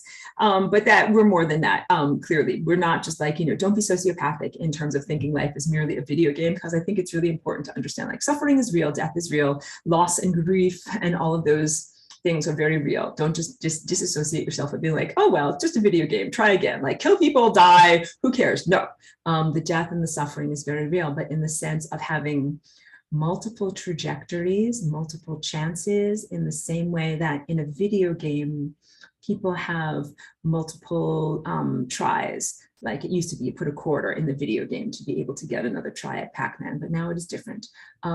New attempts are able to be made. And the idea is, if you go through all these different attempts and you are hitting the membrane of death and learning your life lessons, you then get a chance to circulate back to the beginning, having amended your course or changed your vector, coming in a different direction at this time until your vector is in perfect alignment with the wormhole, so that you are able to exit this level of reality. And that is exiting the, I want to say, denser and more limited, a world of materialism where a wall is just a wall. You're exiting that limited level of perception, where when you start to recognize that something is more than just a physical object, is being made with your mind, you're already moving into those higher dimensional states of perception and empowerment. Ascended masters have mastered their non-physical joystick to jump from timeline to timeline and eventually to remain on the central core timeline. You master your joystick by mastering the process of both seeing with higher dimensional sense states and making choices, so that you are constantly navigating away from the periphery and away from death and towards eternal life. This level of mastery is open to each one of us. It is an inherent part of our journey to be on this timeline and to make it to this path and remain upon it. And each one of us is on the journey to becoming an ascended master. It's baked into who you are. Please know this, all right? This has to do with honing the ego and jettisoning ballast. So when you hone your ego, what you are doing is redefining your sense of self and who you truly are, and only identifying with the core characteristics and aspects of persona that are eternal, and disidentifying with aspects that are merely temporal or which arise only as the byproduct of being submerged in time. The thing that makes your whole chakra system wobble is ego, but I would say is negative ego, the things that are not truly you. You're not your traumas. You are not your undigested emotional states. That's very big.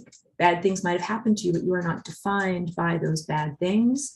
Those bad things are kind of like, making everything go out of balance. But as soon as you resolve those emotional traumas, you are then in a perfectly balanced state and spinning and whirling into higher dimensional states. You're not simply defined by your pain, your suffering, or your trauma. You are defined by eternal characteristics, such as if I say I'm a creative person, or I'm a person who wants to help people. It means I would be creative if I was a dolphin. I would send out like very creative sonars. My dog is digging on that little chair over there. Sorry if it's loud. You send out sonars, or a rock shrimp that does these little like bubbles underground in order to make music. Or help if I was an ant. I like to help people. I would help people if I was an ant. I would help my little ant brethren. If I was whatever, a butterfly or a microbe or a tree, I'd be like, let me help you with that. I'm gonna help you with your pollen. Whatever it is, that is a defining characteristic of me. It's why I'm here as Aurora at this time. Like, I am here to help. I'm here to help. I'm here to help you in your planetary and personal ascensions. That is a defining characteristic. So I'm not defined by like, hey, like I'm this person that has this hair. I'm this person that has this dress. I'm this person that lives in this, cube-shaped box at this address. Those are actually not my eternal characteristics. Those are my temporal characteristics. So in order to ascend, you might need to let go of the sense of being defined by your gender, cultural context, amount of money you have in the bank, or even some aspects of your professionalism. Even though like I'm an artist and a musician, those things are eternal aspects of my characteristic. But whatever, if you work at a clothing store, you cannot say that that is a defining characteristic, because not every organism in the entire galaxy wears clothing, and not all of them have clothing stores. It's not an eternal thing, but you know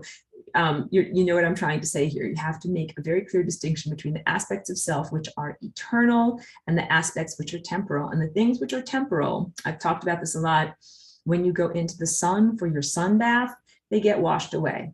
So I wash off the dirt and the tar and the stuff that I walk through on the beach when I get into the bath. That part gets washed away. My feet are still there. My body is still here with me. So the things that are the real me stay when I go through the sun, and the things that are not the real me are washed away. We are paring down to the essentials, honing our ego to be a completely slender essential form. This is what ascended mastery is. Removing the fatty deposits of stored emotional energy and ego presence that is not the real you. So when I talk about fatty deposits, I'm not fat shaming, I promise you. I'm talking about unresolved emotional issues. That's really what unresolved fats in our body are, that they are emotions. Like I ate this emotion, I didn't process it, now it's stuck someplace. It could be in your heart or in your liver or on your abdomen or on your butt. It could be anywhere, but it means that it is something that got stored up. And then becoming an ascended master is literally going to that backlog of experience and liberating that energy so that it becomes emotionally available. It becomes fuel for your energy. Comprehension, use the enzyme of comprehension to unlock the nutrients in that experience, and then you rise higher. And this is what we do with trauma. And that can be challenging because when you're in trauma, you're like, F your enzymes of experience. Like, I'm suffering and I'm in pain. That's what it feels like to be in trauma. But when you do the work of trauma release, you look at, why did this thing happen? What are the contexts of how it happened? How can I enzymatically unlock it? How can I make sense of what I went through? How can I release these blockages that are inside of me that make me spin wildly out of control, and then get back to the real me? Because there was a time before you were traumatized when you were the real you. And we are also releasing the planetary trauma of being invaded in the time that is known as Atlantis. So there's personal, ancestral, and planetary trauma that we are all releasing and transcending in order to become ascended masters. It's a big journey, and it's also so beautiful and so profound and so gratifying to be a part of it. So I'm always saying my hat is off to you in recognition for your personal healing and the radiative, ripples that spread outward. You heal your family, you heal your lineage, you heal your community with your own healing, you heal your planet with your own healing. When all of the cells of my body get healed, then I'm an upright person, I become an ascended master. And we're also going to talk about cancerous cells too.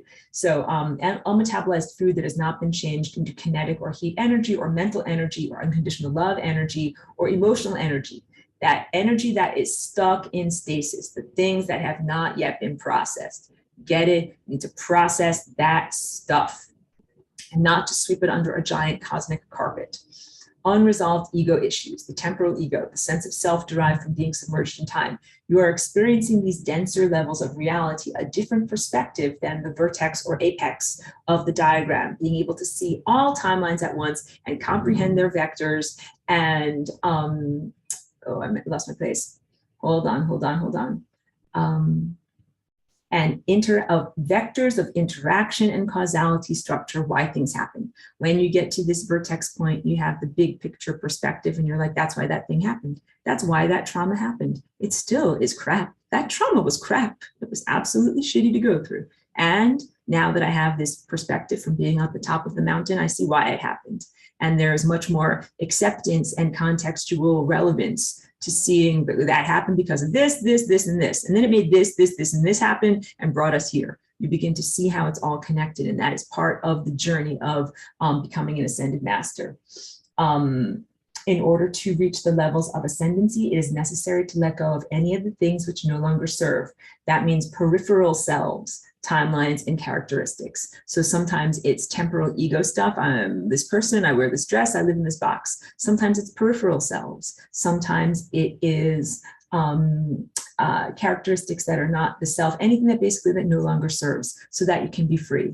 And what you need to know about me, that I'm Aurora, I'm the ascension personality of this body, of this person. So at a certain point, you are your true self. You don't have to let go, because I did a lot of things in my journey of like, having problems, let go more, let go even more, let go of everything and have nothing. And what I started to learn at a certain point was, you're supposed to have stuff. You're supposed to be the real you. You're supposed to be who you really are, and just the simple, essential aspects of self is minimalism. So in your home, you should simply have the minimal of what you need, of what you are to exemplify yourself, and not 10 million of everything or a lot of junk, blocking up the place. You should just have the essentials of what you need, but you do need stuff. So this is big. Being an ascended master does not mean you're a flavorless, vanilla, neutral, boring, beige, colorless, character, whatever, being, organism. No, you have unique characteristics. Each one has their own unique flavor. Each one has a sense of self. And we have all come out of different time, cultures, places in reality, and you stay your true self. So it's not about like carrying a bunch of junk with you into a higher dimension, but you do carry with you that which is the truthful form, that which is really you. So this is big, because some people need to let go. Some people need to slim down. And some people need to claim. You need to claim yourself.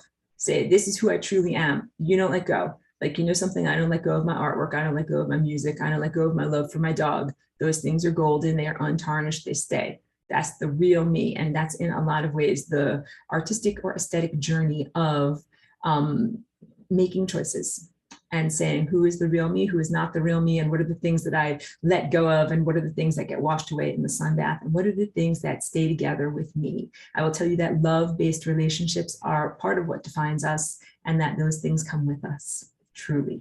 All right. Ascended masters are real and they are available for telepathic communication based on real, coherent, unconditional love. You do not need a cell phone to talk to an ascended master or a magic set of goggles, headphones, whatever, magic headband, any kind of augmentation device, just you. Just you is enough, and just them is enough. And spoiler alert, they are you, and they're your chakras, and they're your light body. So it's like talking to your, like I talk to my own elbow. Like, yes, you talk to your own elbow. You're talking to your own aspects of self.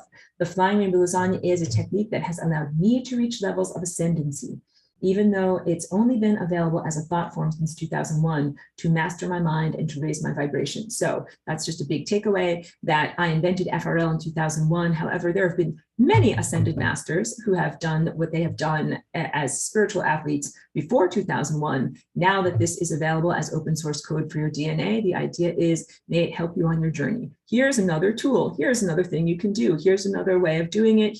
I can exemplify this and teach this to you. Take it and run with it. And I hope that it makes everybody's more capacitated and have a more expansive experience. And I know there's another comment in the chat I will get to you, but I'm on a roll.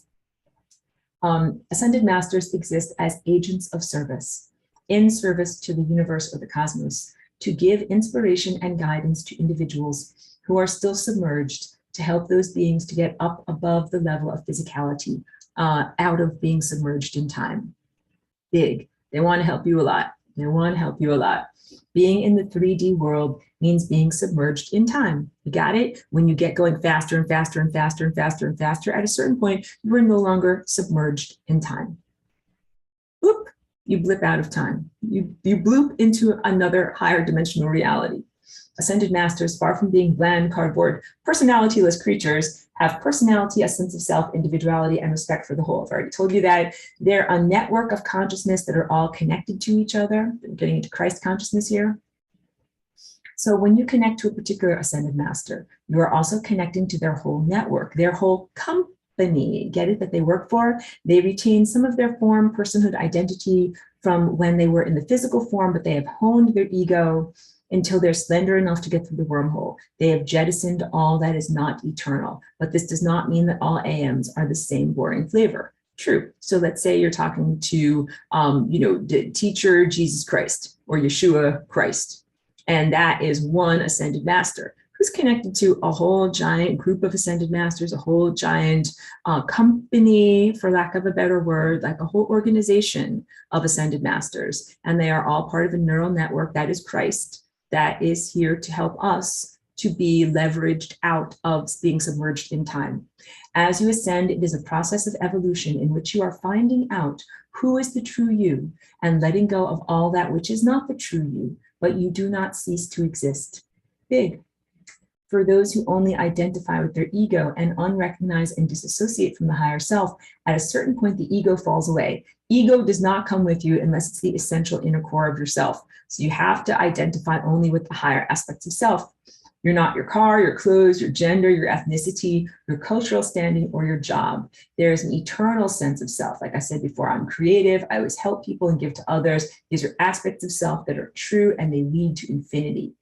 The ego that is a fiction that is often upheld by the experience of being submerged in physical reality. Another example of what it means to raise your vibration, being in the same room with someone else, but experiencing a radically different or expanded level of reality. Or let's say if I'm sitting here in my room and there's various different objects I can focus on, like I can look at this pile of papers where it's like, those are my bills and my taxes, and I'm biting my fingernails. It gives me so much anxiety. It's so negative. And then I can look at this over here. Here's like, a sculpture or a piece of artwork where I can be like, wow, I can think about that. Or maybe a beautiful plant. I have lots of plants around my house where it's like growing in the most amazing vines, and I could tune in on that and the beauty and miracle and supernatural capacities of photosynthesis in the natural world. Each one of these is a discrete partitioned reality.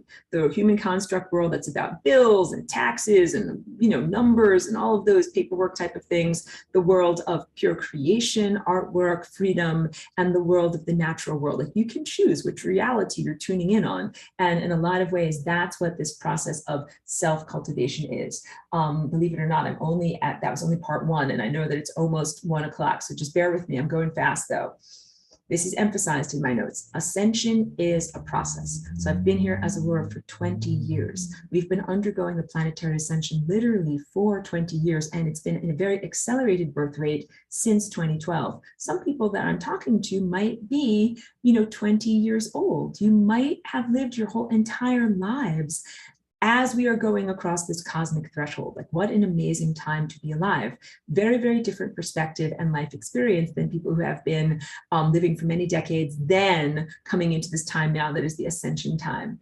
It is a natural process of maturation, much like the life cycle of an insect. Insects have a life cycle, guys. They're not gross and they're not dirty. Insects can be beautiful like butterflies or bees. They start off as an egg, they become a larva, a little bee baby, they become a pupa, which is the transformational level, like when moth or butterfly goes into its cocoon, and then they emerge as the adult winged form. Point to this picture all the time because it looks like wings. Wings, we become time beings with time wings. We become our adult winged form, not like a little ant crawling across the surface, but a butterfly with wings where we can jump off the surface of time and fly to any beautiful flower to get the nectar that we want in any place that we want. So there is not a shortcut to jump from egg to butterfly without the intervening stages of inner evolution. Hold on one moment. Humanity is achieving your giant butterfly wings. And these are wings of consciousness and wings of the mind. And they must be cultivated in order to live in a higher dimensional state. Got it? You're moving your chakras faster and faster. Your nascent consciousnesses, infants of consciousness, and you are determining how you can grow your wings in order to fly through time. To begin, the physical body nourishes and sustains the non-physical body. I already got to that. And at a certain point, your physical body will no longer be here. I got to that. Then you will rely fully upon the non-physical presence, prioritize cultivation of the non-physical presence. This is what they used to do in ancient times. They would be like, your regular daily job, of pushing a wheelbarrow means very little, but your spiritual cultivation means everything. Creating your sun bark, your raft of consciousness that you can use to fly into another dimension upon the moment of your death or ascension is absolutely the most incredible activity that you should be doing, and you should prioritize it. How to create the ship or the vehicle of consciousness. Your ship or vehicle of consciousness, or what was known as the sun bark, is something that is created out of planks of understanding, planks of belief, planks of comprehension. It's your belief system. Your belief system is like a polygon or like a ship where the planks are put together, and they should be well structured. And if they're not well structured, as soon as you go out into the ocean of consciousness, waves crash on it, crashy, crash, crash, and it gets all smushed up together. So you have to create these perfect polygonal structures in order to maintain your coherency when you get to the actual ocean of consciousness, which is Christ consciousness. This is not something that can be rushed. It is a process, and it is not instantaneous. It's building of your ship. It is possible to be going through the stages of development of ascension for quite some time, like I said, maybe even for 20 years. You're on a planet that is undergoing planetary ascension, so even if you were not focused on your self-cultivation, you would still be experiencing a raising of your total vibration just by virtue of the fact that you're part of the planet's personal growth journey. Big. We can look around at the world right now and we can see there are some people who are actively engaged in the process of self-cultivation, self-evolution, self-healing, release of trauma, all of the things that lead us towards that central core timeline. And there's some who are not. Some are clearly watching TV and eating potato chips a la Homer Simpson or something like that. Some, silly example of like lower consciousness of humans. And they are still part of the ascension journey also. This is analogous to humans getting their vibration and their chakras to move at a faster and faster rate and higher perception in order to inhabit a higher dimensional reality. So too do all of the cells of the human. Each individual cell has chakras. Each individual cell has its own vibratory rate. For the entire organism to raise its rate and ascend, each individual cell also has to raise its rate. And there's a topical theme here that I have in my notes: responsibility to self versus responsibility to the collective. And these are just ongoing topics and themes that we think about. personal experiences of what I've done to make the physical body vibrate at a faster rate and to come with me into the higher reality. You got it? So I came here as a walk-in because the other person that was here was going to die, and their spirit or soul was going to separate from their body. Chiki is hugging in here, and the cells of the body were going to die. The cells of the body were in so much grief at that sense. They were like this, aw, like we thought we were going to get to come with, and now we're not going to get this. This is not fair. This is not okay at all. It was not okay. It was not fair. And that's only a part of the unfairness. And I came in and I said, this body is going to come with. It's not going to stay behind, and it's not going to decompose, and worms will not crawl in and out of the nose and play pinochle on the snout. No, instead, I'm making silly references there. No, instead, this body will change and transform through flying rainbow lasagna practices and will be able to make it through the wormhole, through every single one of the cells of the body coming into perfect divine alignment, even as the entirety comes through divine alignment. When I draw the time vortex, we were talking about bodies, and all of the non-ascension timelines are dead bodies. You're literally looking at like the gutter balls of your life and all the things to the left and the right as being dead versions of you. I know, but look at it in the sense of like, you're the survivor. You're the one who made it through all of that. All the dead bodies are filled with cells that were not able to start vibrating quickly enough. They couldn't make it. They couldn't jump to the higher reality rate. Got it? All of this is about being like a tiny electron. Here's an atom, here's the nucleus, here's an electron shell, here's another electron shell. And the electron jumps from one shell of excitation to the next shell of excitation through creating lots and lots of energy. And then when it makes that jump, it does it in one packet of jumping. That's called the quantum leap. Boom, I jump.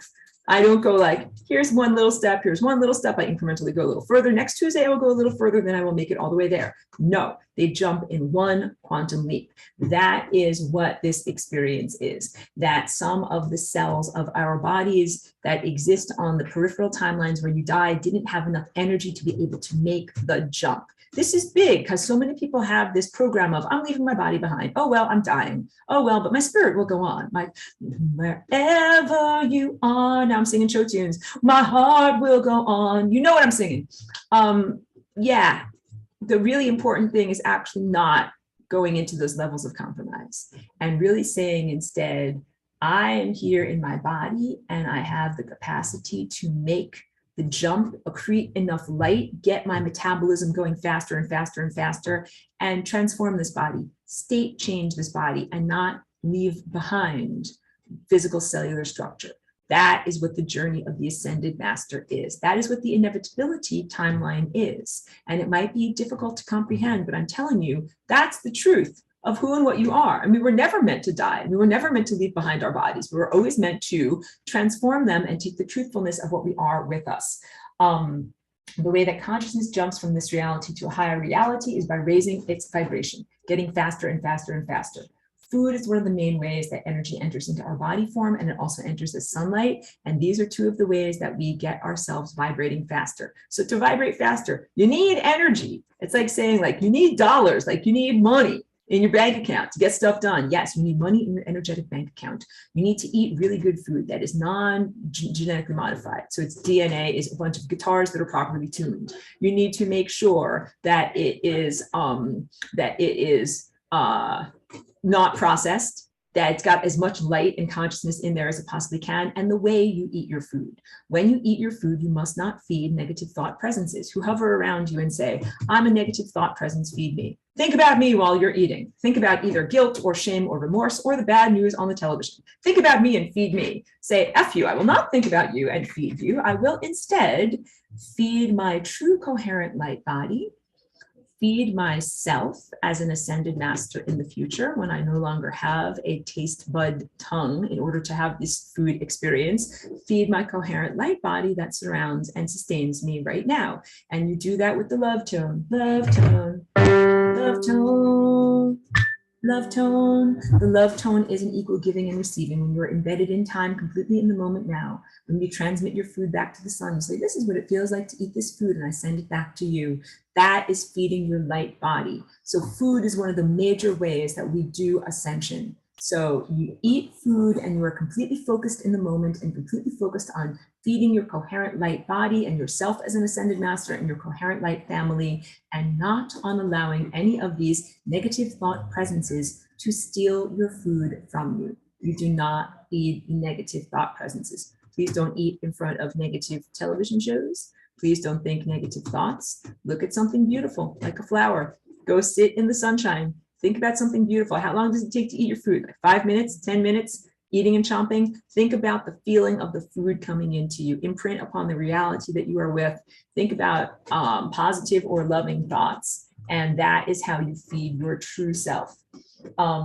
It is part of the balance. So let's talk about those negative thought entities. In the most cosmic sense, they are a balancing force of the cosmos. Talking about the baby sea turtles. Mama sea turtles lay like hundreds of eggs on the beaches. And then at a certain point, all of the eggs hatch and all of these baby sea turtles jump out. And they're all on the beach trying to get to the ocean, Christ consciousness, the ocean of consciousness. But as they're going across the beach, there's different things like seagulls and different things. They're swooped down. Yum, I love baby sea turtle. I'm going to eat a baby sea turtle today. You're like, no, don't eat me. I'm on my journey of consciousness. So every single one of us is trying to get across that area of vulnerability to be able to reconnect to Christ consciousness. And there is somewhat of a limiting factor. It is supposed to be a meritocracy where the most deserving of the baby sea turtles make it on their journey. And then some of the ones get waylaid on their journey or picked off or whatever, get another chance, but it's just kind of like, go back and try it again, game over, try again. So that's what this is really about. In the most fair and cosmic sense, limiting factors that exist in the balance of nature.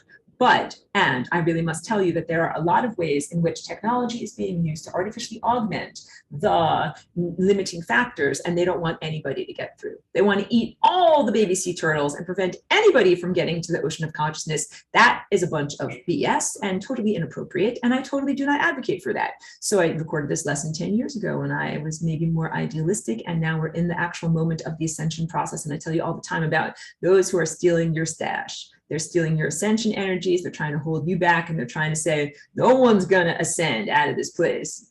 No one's going to get out of here. No one's going to ascend from this place, and we're just going to eat you all, and you're all going to have to try it again. And that's also not part of the balance of nature.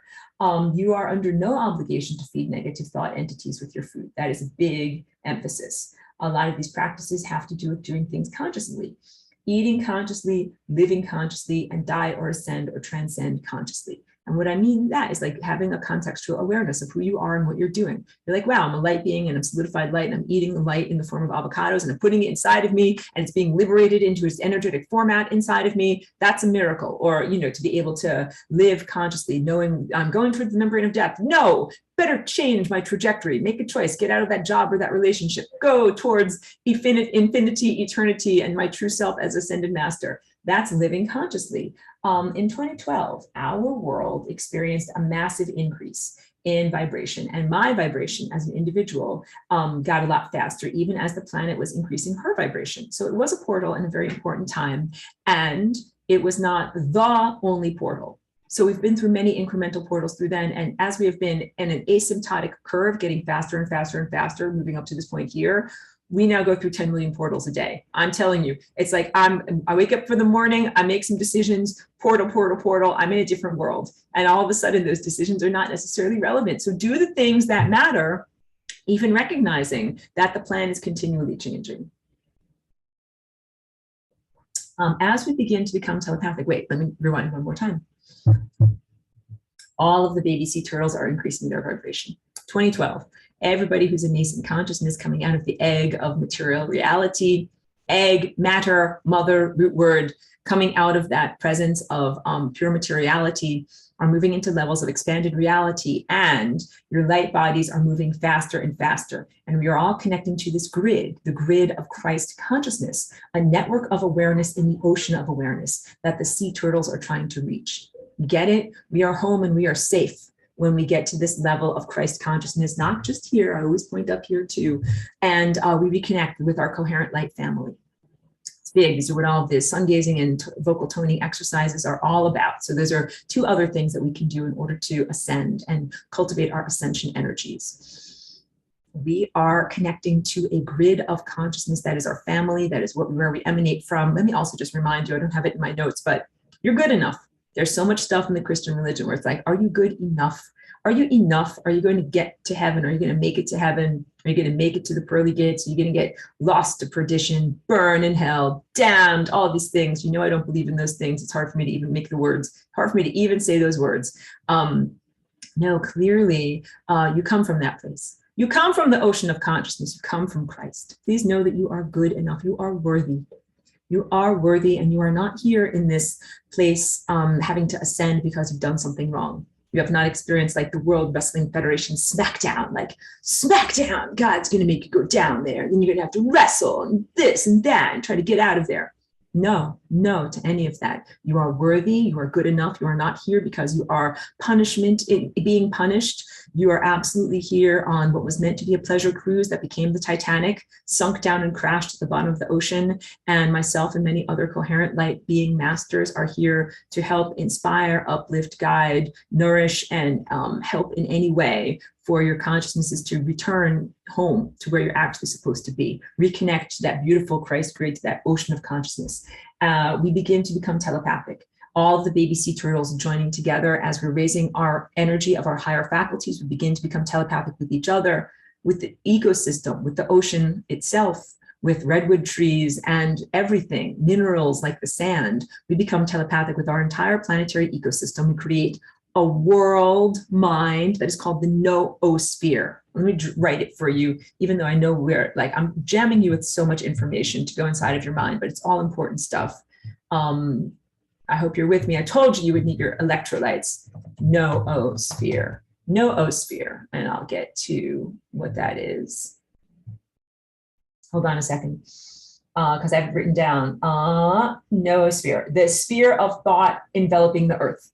And that is thought of all sorts of different types of thought. Human thought. Where's my dog? She's playing on the floor. Dog thought, cat thought, dolphin thought, mineral thought, crystal thought, insect thought, butterfly thought, water vapor thought, all of that, everything that thinks is part of the noosphere. And you become telepathically connected to all of that, even as you become telepathically connected to the larger Christ consciousness grid or network that is even larger than who we are. Eventually, we form strong bonds of connection between those of us physically embodied and with those who are post-physicality. They got out of their physical bodies. They live in pure coherent light bodies. They are out there, up there. This creates a giant Merkaba, a giant floating polygonal shape, connecting all of these nodes, you and me and my dog and everyone. You guys got to know Cheeky is on board. She is totally on board. And so are many other wonderful non-human presences who are very conscious and who are very aware. The planet herself is part of this ship of consciousness. And we are also part of these beautiful ascended masters who are also still part of our planet. They lived on this planet in another time place. They care about the hood. They're not going to abandon you just because they got rich and whatever, moved to Bel Air or something like that. Like, no, they care about where you came from and they don't want to see it go down the toilet. They're here to help us. All of that is extemporaneous, but it's not in my notes, but I had to say it. We've been born, we are individuated consciousnesses who exist and are still trying to connect telepathically to those around us. And we're still trying to form these connections with the ocean. But what will happen eventually is Earth, the entire planetary presence, will become completely neurally connected. All the baby turtles will be connected to each other, an entire ecosystem, including humans, and the amazing love-powered grid of Christ consciousness or higher consciousness, which we are also connected to, and the galaxy. So we on this Christ network, this planetary network, all of the ascended coherent light family masters, we are all connecting to the galaxy, which is so big. It doesn't have a gender. It's not a his or a her. It's a being. It's enormous. The giant singularity at the center of our galaxy, the great brain connecting to our planetary brain, and Earth's consciousness coming together, the creation of the noosphere. Humanity has always been creating a level of reality on planet Earth, but in the past it was done unconsciously, just like many people eating unconsciously. Ruby slippers, my dear. You've been creating, I'm Glinda the Good Witch. You've been creating reality. Wait, I need a wand. You've been creating reality all along. You simply need to tap your heels together and then you can go home. Wouldn't that be so nice? Well, that's what ascension is. Recognize in the moment, aha, I'm God. I've been in the fifth dimension and higher all along. I've been collapsing reality out of my waveform perceptions, and I am an empowered being, not merely a deterministic experiencer. I am an empowered divine co-creator, experiencing the reality that I am generating in conjunction with God all around me. And I'll say, why do we need to ascend? Because of lesson 18. Dun, dun, dun. We'll talk more about lesson 18, but it's the question of the planetary invasion and what degraded our human genome and why we are fixing it up with flying rainbow lasagna. Why do we have to ascend? Due to things and events that brought us lower. That's primary trauma. That's all the stuff that we are getting past. Earth as a giant planet is creating a higher level of consciousness for herself. This is accurate or apt in how the New Age people talk about it. Old Earth versus new Earth. We are doing that. We are moving out of an old Earth of pure materialism, matter, just dead, stupid matter, as just dead, stupid matter. And you're just looking at a wall. And I'm using like a provincial, silly accent. And then we're moving into the more refined understanding, which is that's not just a dead, silly wall. That's not just a dead photon. All of this is actual mind matter that responds to consciousness. It is all miraculous matter. If I'm creating this, I can also create a wheelbarrow or tiny screws or aortas that don't explode or serpentine belts that hang together or anything that I need or that we need in order to maintain ourselves on these trajectories of eternity and infinity. If you live on Earth, you will be an experiencer and part of that journey of rising higher. It's inevitable. And if you don't rise higher, you can't live on Earth. If you are aligned with negative thought entities, it will become more and more difficult, eventually impossible, for you to live on planet Earth because you're not vibrating at the same rate that she is. Your mind is not matching the planetary mind, and at a certain point, you can't be here anymore.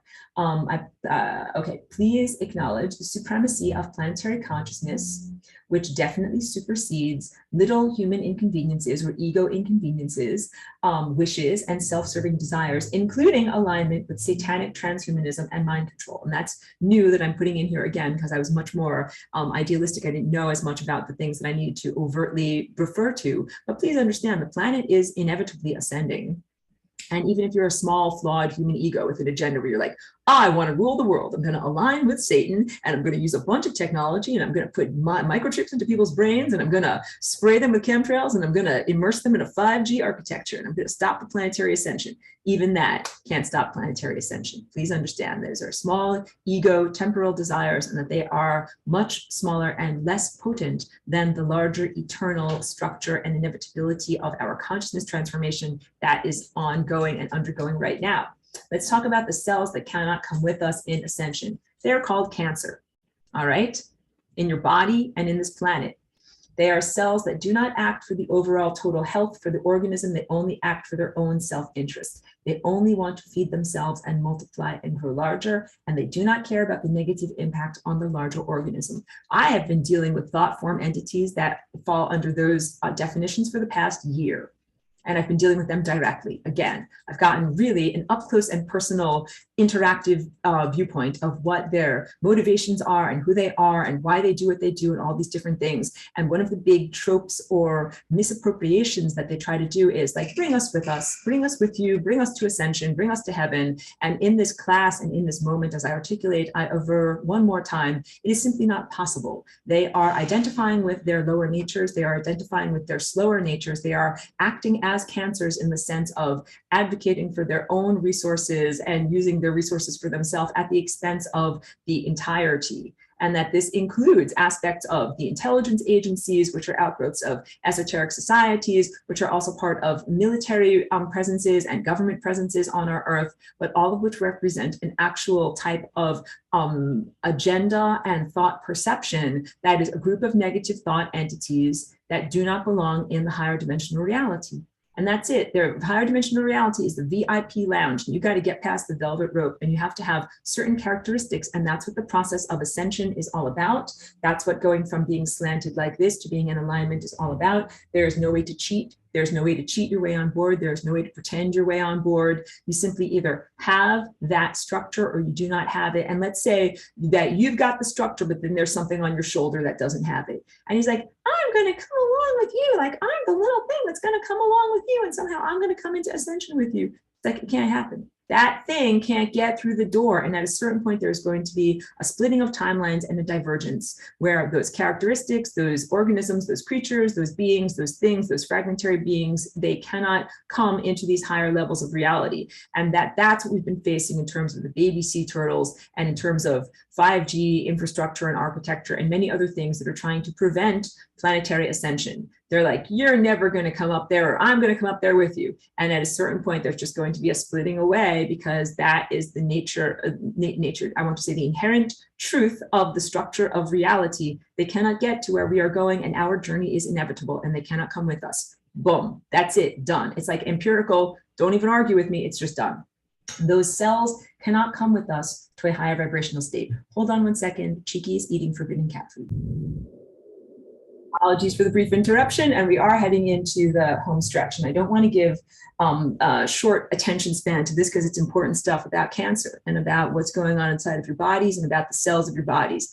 Every single one of the cells of your bodies has to reach its ascension protocol, has to be part of the divine alignment, has to be part of this crystalline Christ matrix of, again, divine willpower, divine intelligence, divine values. And that cancer just does not exemplify those divine values. Does not mean if you have cancer that you are a bad person. Please never misinterpret me. It means that those cells of the body or those thought forms cannot come with us. As we are becoming these ascended master beings, what we're doing is cleansing every single one of the cells of our bodies that is acting incorrectly. And this is called apoptosis. I'm going to give you one more word, because this is such a big day for big words. I'm giving you all these amazing vocabulary words.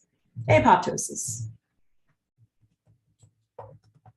Apoptosis is called pre-programmed cell death. This is what happens in a healthy functional body when the individuated cell gets the message that you're wrong. You're wrong. You're not supposed to be in existence. You're doing something wrong. There's no support for you to be here, and you need to dismantle yourself. And what good cells do is they press the big red button, and that is self-destruction. And they go into a state of entropy. This is what good negative thought forms do. When you talk to them and you say, we're a negative thought form, you cannot come with me into ascension. If you identify with yourself as what you presently are, as a fragment or unhealed aspect of self, you cannot come with me to ascension.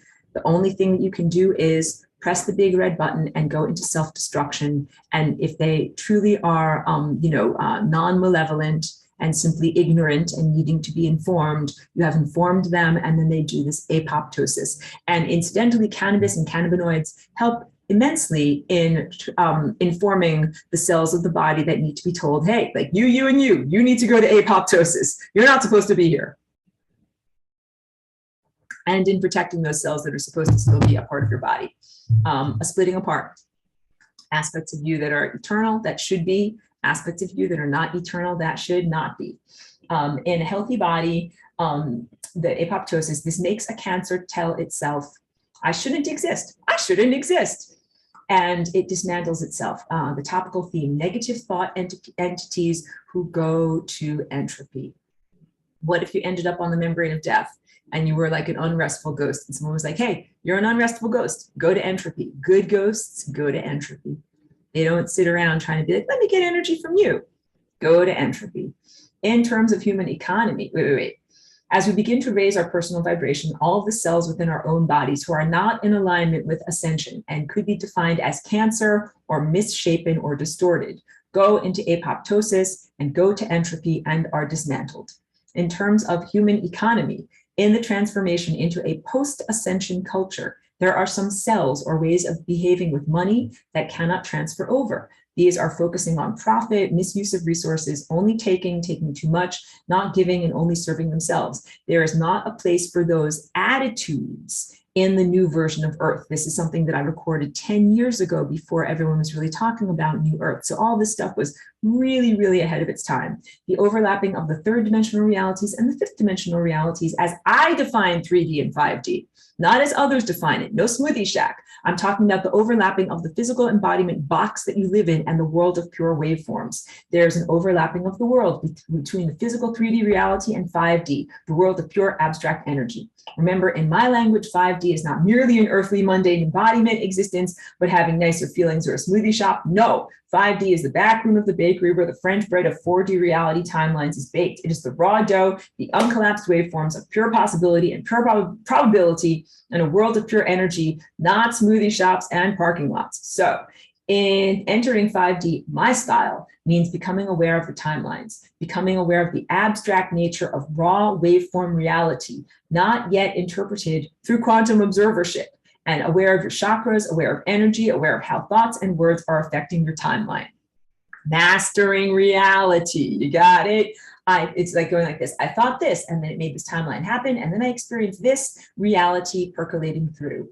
You are now becoming masters of your mind by being in this class and learning the basics. You are mastering unconditional love and claiming your higher faculties and everything that rests upon that faculty, becoming an artist and a painter of your reality, paint with the paintbrush of your mind, taking the energy of the physical sensorium and raising it up to a higher level. And in doing so, creating reality from a true 5D perspective. So knowing about the time vortex, knowing about what ascended mastery truly is, knowing how to navigate time, knowing what you're doing in that abstract world of pure light is what it is to be an ascended master. And you become aware of that light being body. And even though you're a nascent consciousness and you don't yet recognize mommy, daddy, parent, when you look at them, you're starting to recognize mommy, daddy, parent, that the true light coherent family. And that's what you look at when you see with your third eye, and you're starting to learn how to recognize your limbs, your perception, and your body in that, move in that space, move in that time space, and begin to navigate. You're not walking yet. You're not even crawling yet. You're not even rolling over in your crib yet. Don't worry. Like, that's what it is to be a baby. Be a baby and know that you're being taken care of, but know that you contain so much potential and who you'll be as an adult. You are doing this because you have to. And if you want to continue to be an inhabitant of the surface of planet Earth, Earth has a 3D form, as I've said, a physical material form, and Earth also has a higher dimensional form, a world of pure energy, a world of pure possibilities that exist, that Earth inhabits, just as we inhabit multiple futures. And for many people, the singularity of 2012, a lot of people were afraid of apocalypse, catastrophes, and the worst timelines. Like the sun is going to explode, a comet, a pole shift, negativity shift, I said there. If you are here reading this, then you are in the same reality I am in, or if you're watching this video, you're in the same reality that I am in. We did not experience catastrophe, no rivers of lava, no tidal waves, all the things that people were afraid of. We've experienced the higher vibrational reality because you aligned as a cell in Earth's body with the higher realities contained within the abstraction of 5D. Letting go of the cells who do not serve because they are out of alignment. They are not good capacitors, like not good carriers of energy. They do not function in the overall whole. There are several branching timelines, one that ended in cataclysm. Like, hey, if you want cataclysm, read the pamphlet, go down this timeline. If you don't want cataclysm, turn to page 72 and go over here. And that is what most of us did. And that there's also timelines where there are emotional and spiritual awakenings, which is what we've been experiencing for the past 10 plus years. And people changing and transforming, a social structure and social fabric changing and transforming, and even economy structure changing and transforming. The idea of the gift economy, that's big, that's huge, that's incredibly healing and transformational. Back to the example of choosing which reality we focus on. Earthly, mundane distresses of the human construct, human-created concerns and conceits and limitations, or focusing on bliss, gratitude, being in the moment, the beautiful things that we have, like sunlight and bird song, or dogs and cats to hug, and feeling well in the physical form. There's an overlap between the lower dimensional mundane reality of lack. Let's call it objective materialism. There's only so many bags of rice and there's only so many bags of wheat or jars of oil, and we're going to sell them for this much, the commodification practices, and we're going to put it on the stock market, and then we're all going to fight over who's got enough money, and I have the most muscles because I have the most money. Like, this is all very barbaric, you know, I don't want to say Neolithic or caveman stuff, but low values, low intelligence stuff. versus the higher dimensional reality of the 5D plus world. It's the realm of pure possibilities, where you recognize in that world, 5D plus, you recognize the world is pure energy. It is abstract energy. It is a waveform that has yet to be collapsed into physical material presence, and that is like pregnancy. It could be born as whatever we want it to turn into. When I connect my third eye to the sun and raise the energy up my spine and shoot it back to the sun, which is actually a Kundalini exercise, I create a beautiful feedback loop of reality. This is absolutely touching upon the sun, an essential partner in the ascension process, and the sun's emanations, broadcasts, and consciousness that comes from the sun affecting life on earth and affecting consciousness on earth, the partnership of you as an individual and the sun as the great thinker in the sky. Back to this picture. The partnership of the sun emanating timelines, consciousness, possibilities, and probabilities, affecting earth, affecting your individual energy field, all of that. Your essential core self. The sun is creating reality, and the sun is using you as an emanator to be a co-creator of that reality. You as photons, photons as feelers, you as a co-creator with your own paintbrush and your own unique perspective, working with the sun to be able to create reality. We create new earth, we create a higher dimensional place of pure freedom, we create a place of abundance. You have to hone your ego until it is just the essential.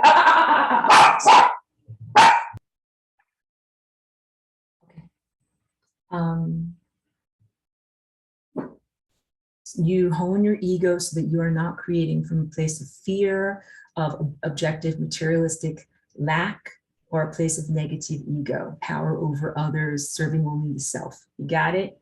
Your essential core self does not have to have fear, because it knows if I have a magic power, my magic wand, and I can create anything I need, I can of course create all that I need. And not just for me, for everyone. I'm going to create enough dog food for Cheeky. I'm going to create enough everything for Trish and Ines and Lucy and Aaron and Chloe and everybody else who tunes in later. I'm going to make sure everybody has everything that they need.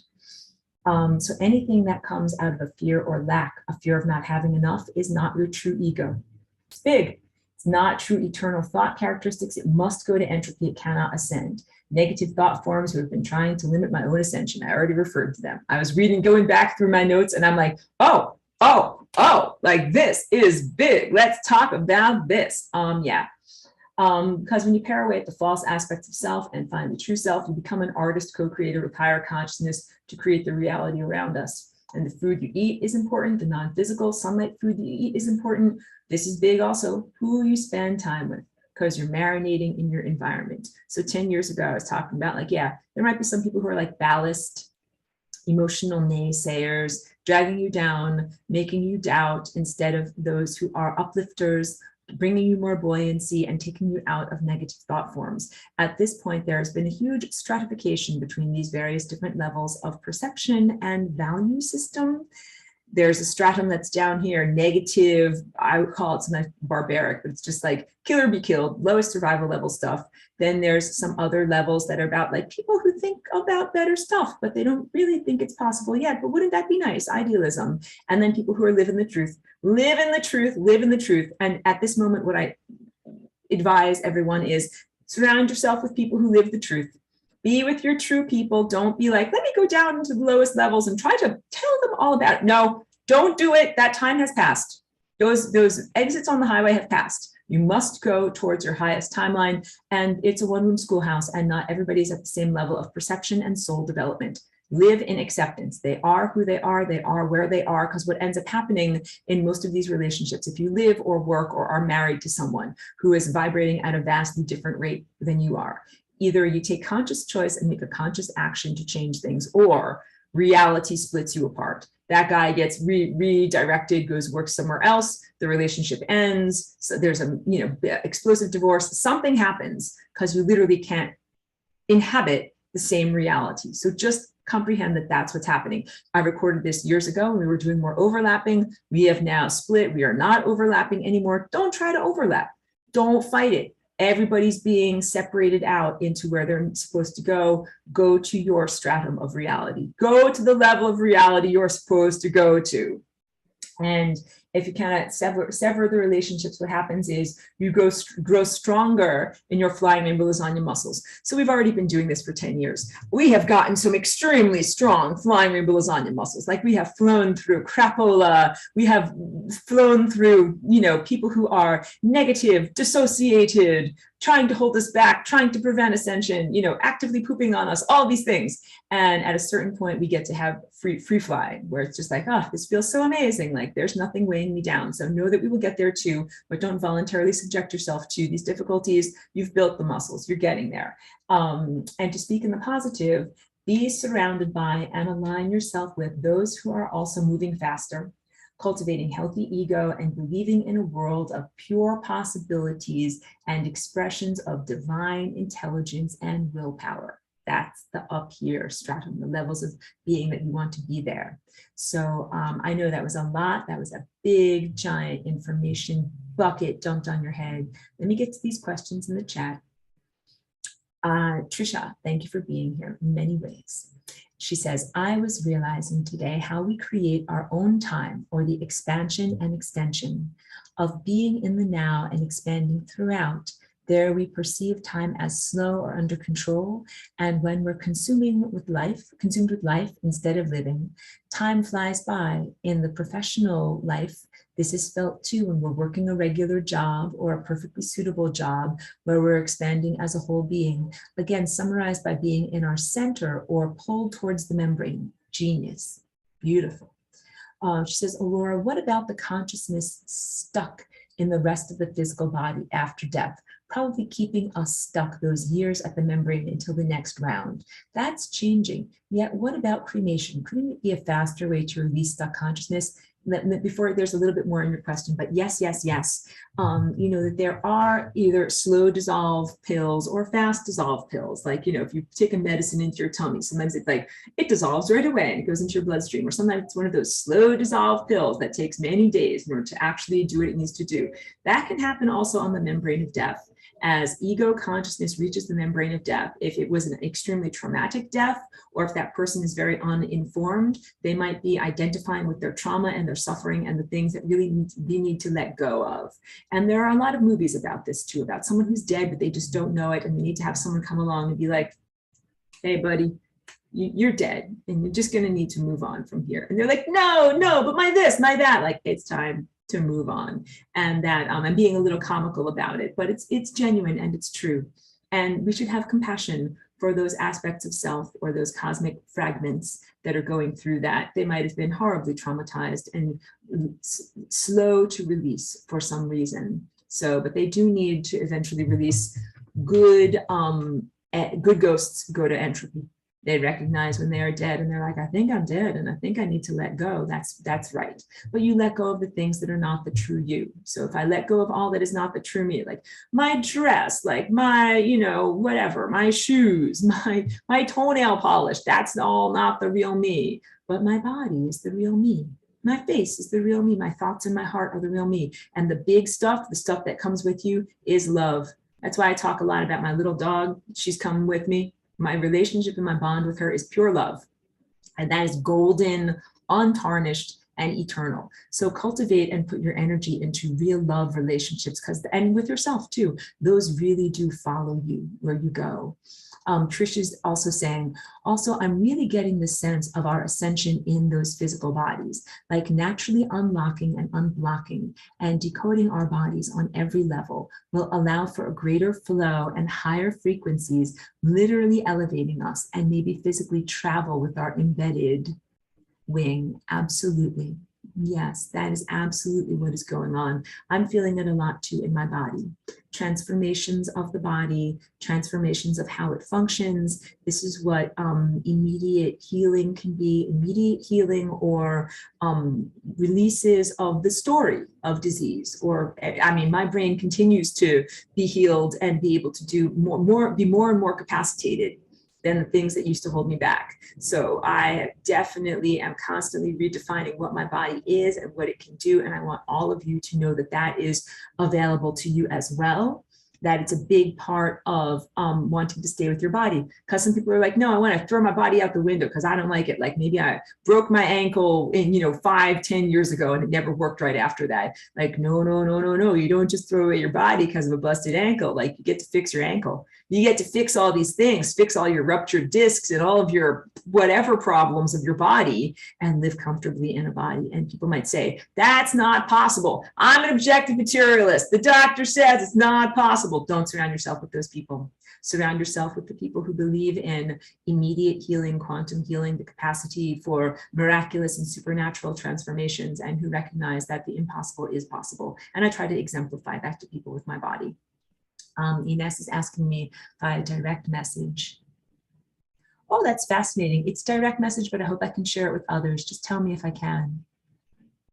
Yeah, Aaron, so we'll move on to Aaron, but Ines, just signal if I can share that with others. Aaron says, you have to hone your ego. Dog barks loudly and Aurora calms him down neutrally. Well, that was a wonderful example of that. Oh, thank you for that. Yeah, totally. You know something?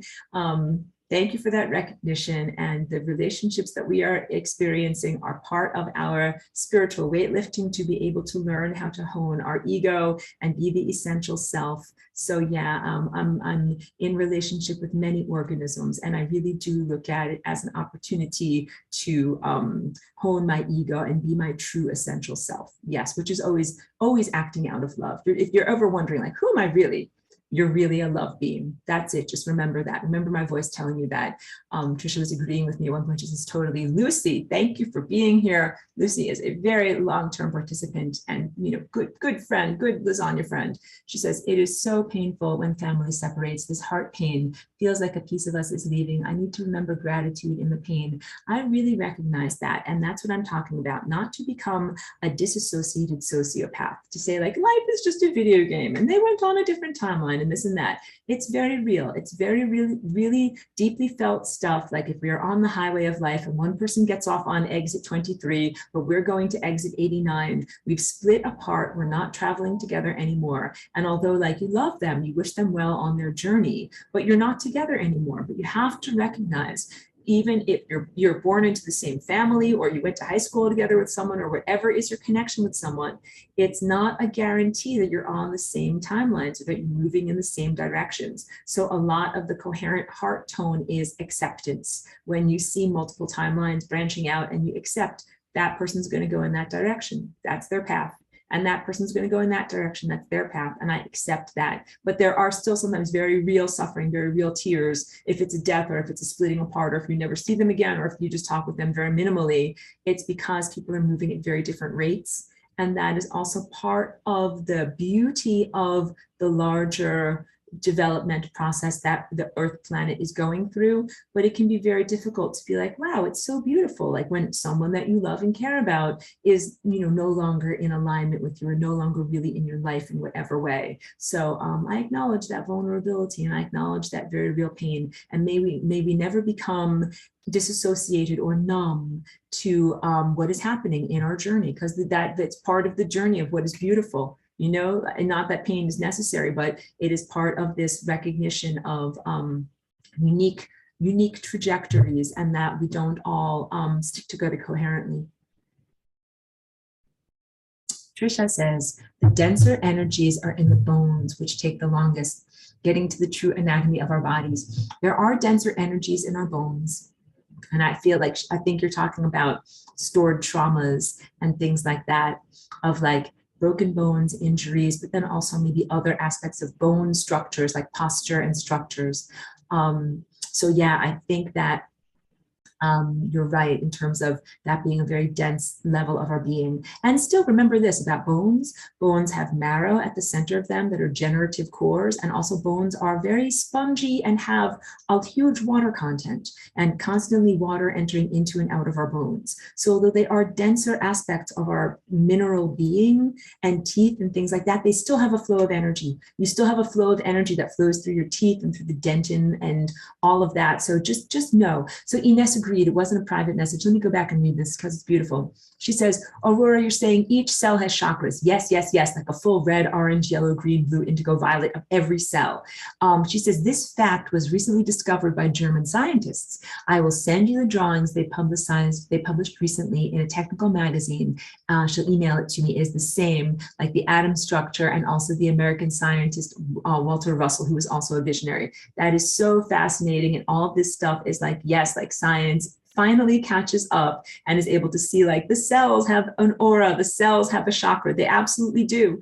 And I'm scratching my cells. The cells of the body must come along with you in conjunction with your holistic journey, and then you must come along with the planet. And it's again, like you're with other people and organisms and cats and dogs.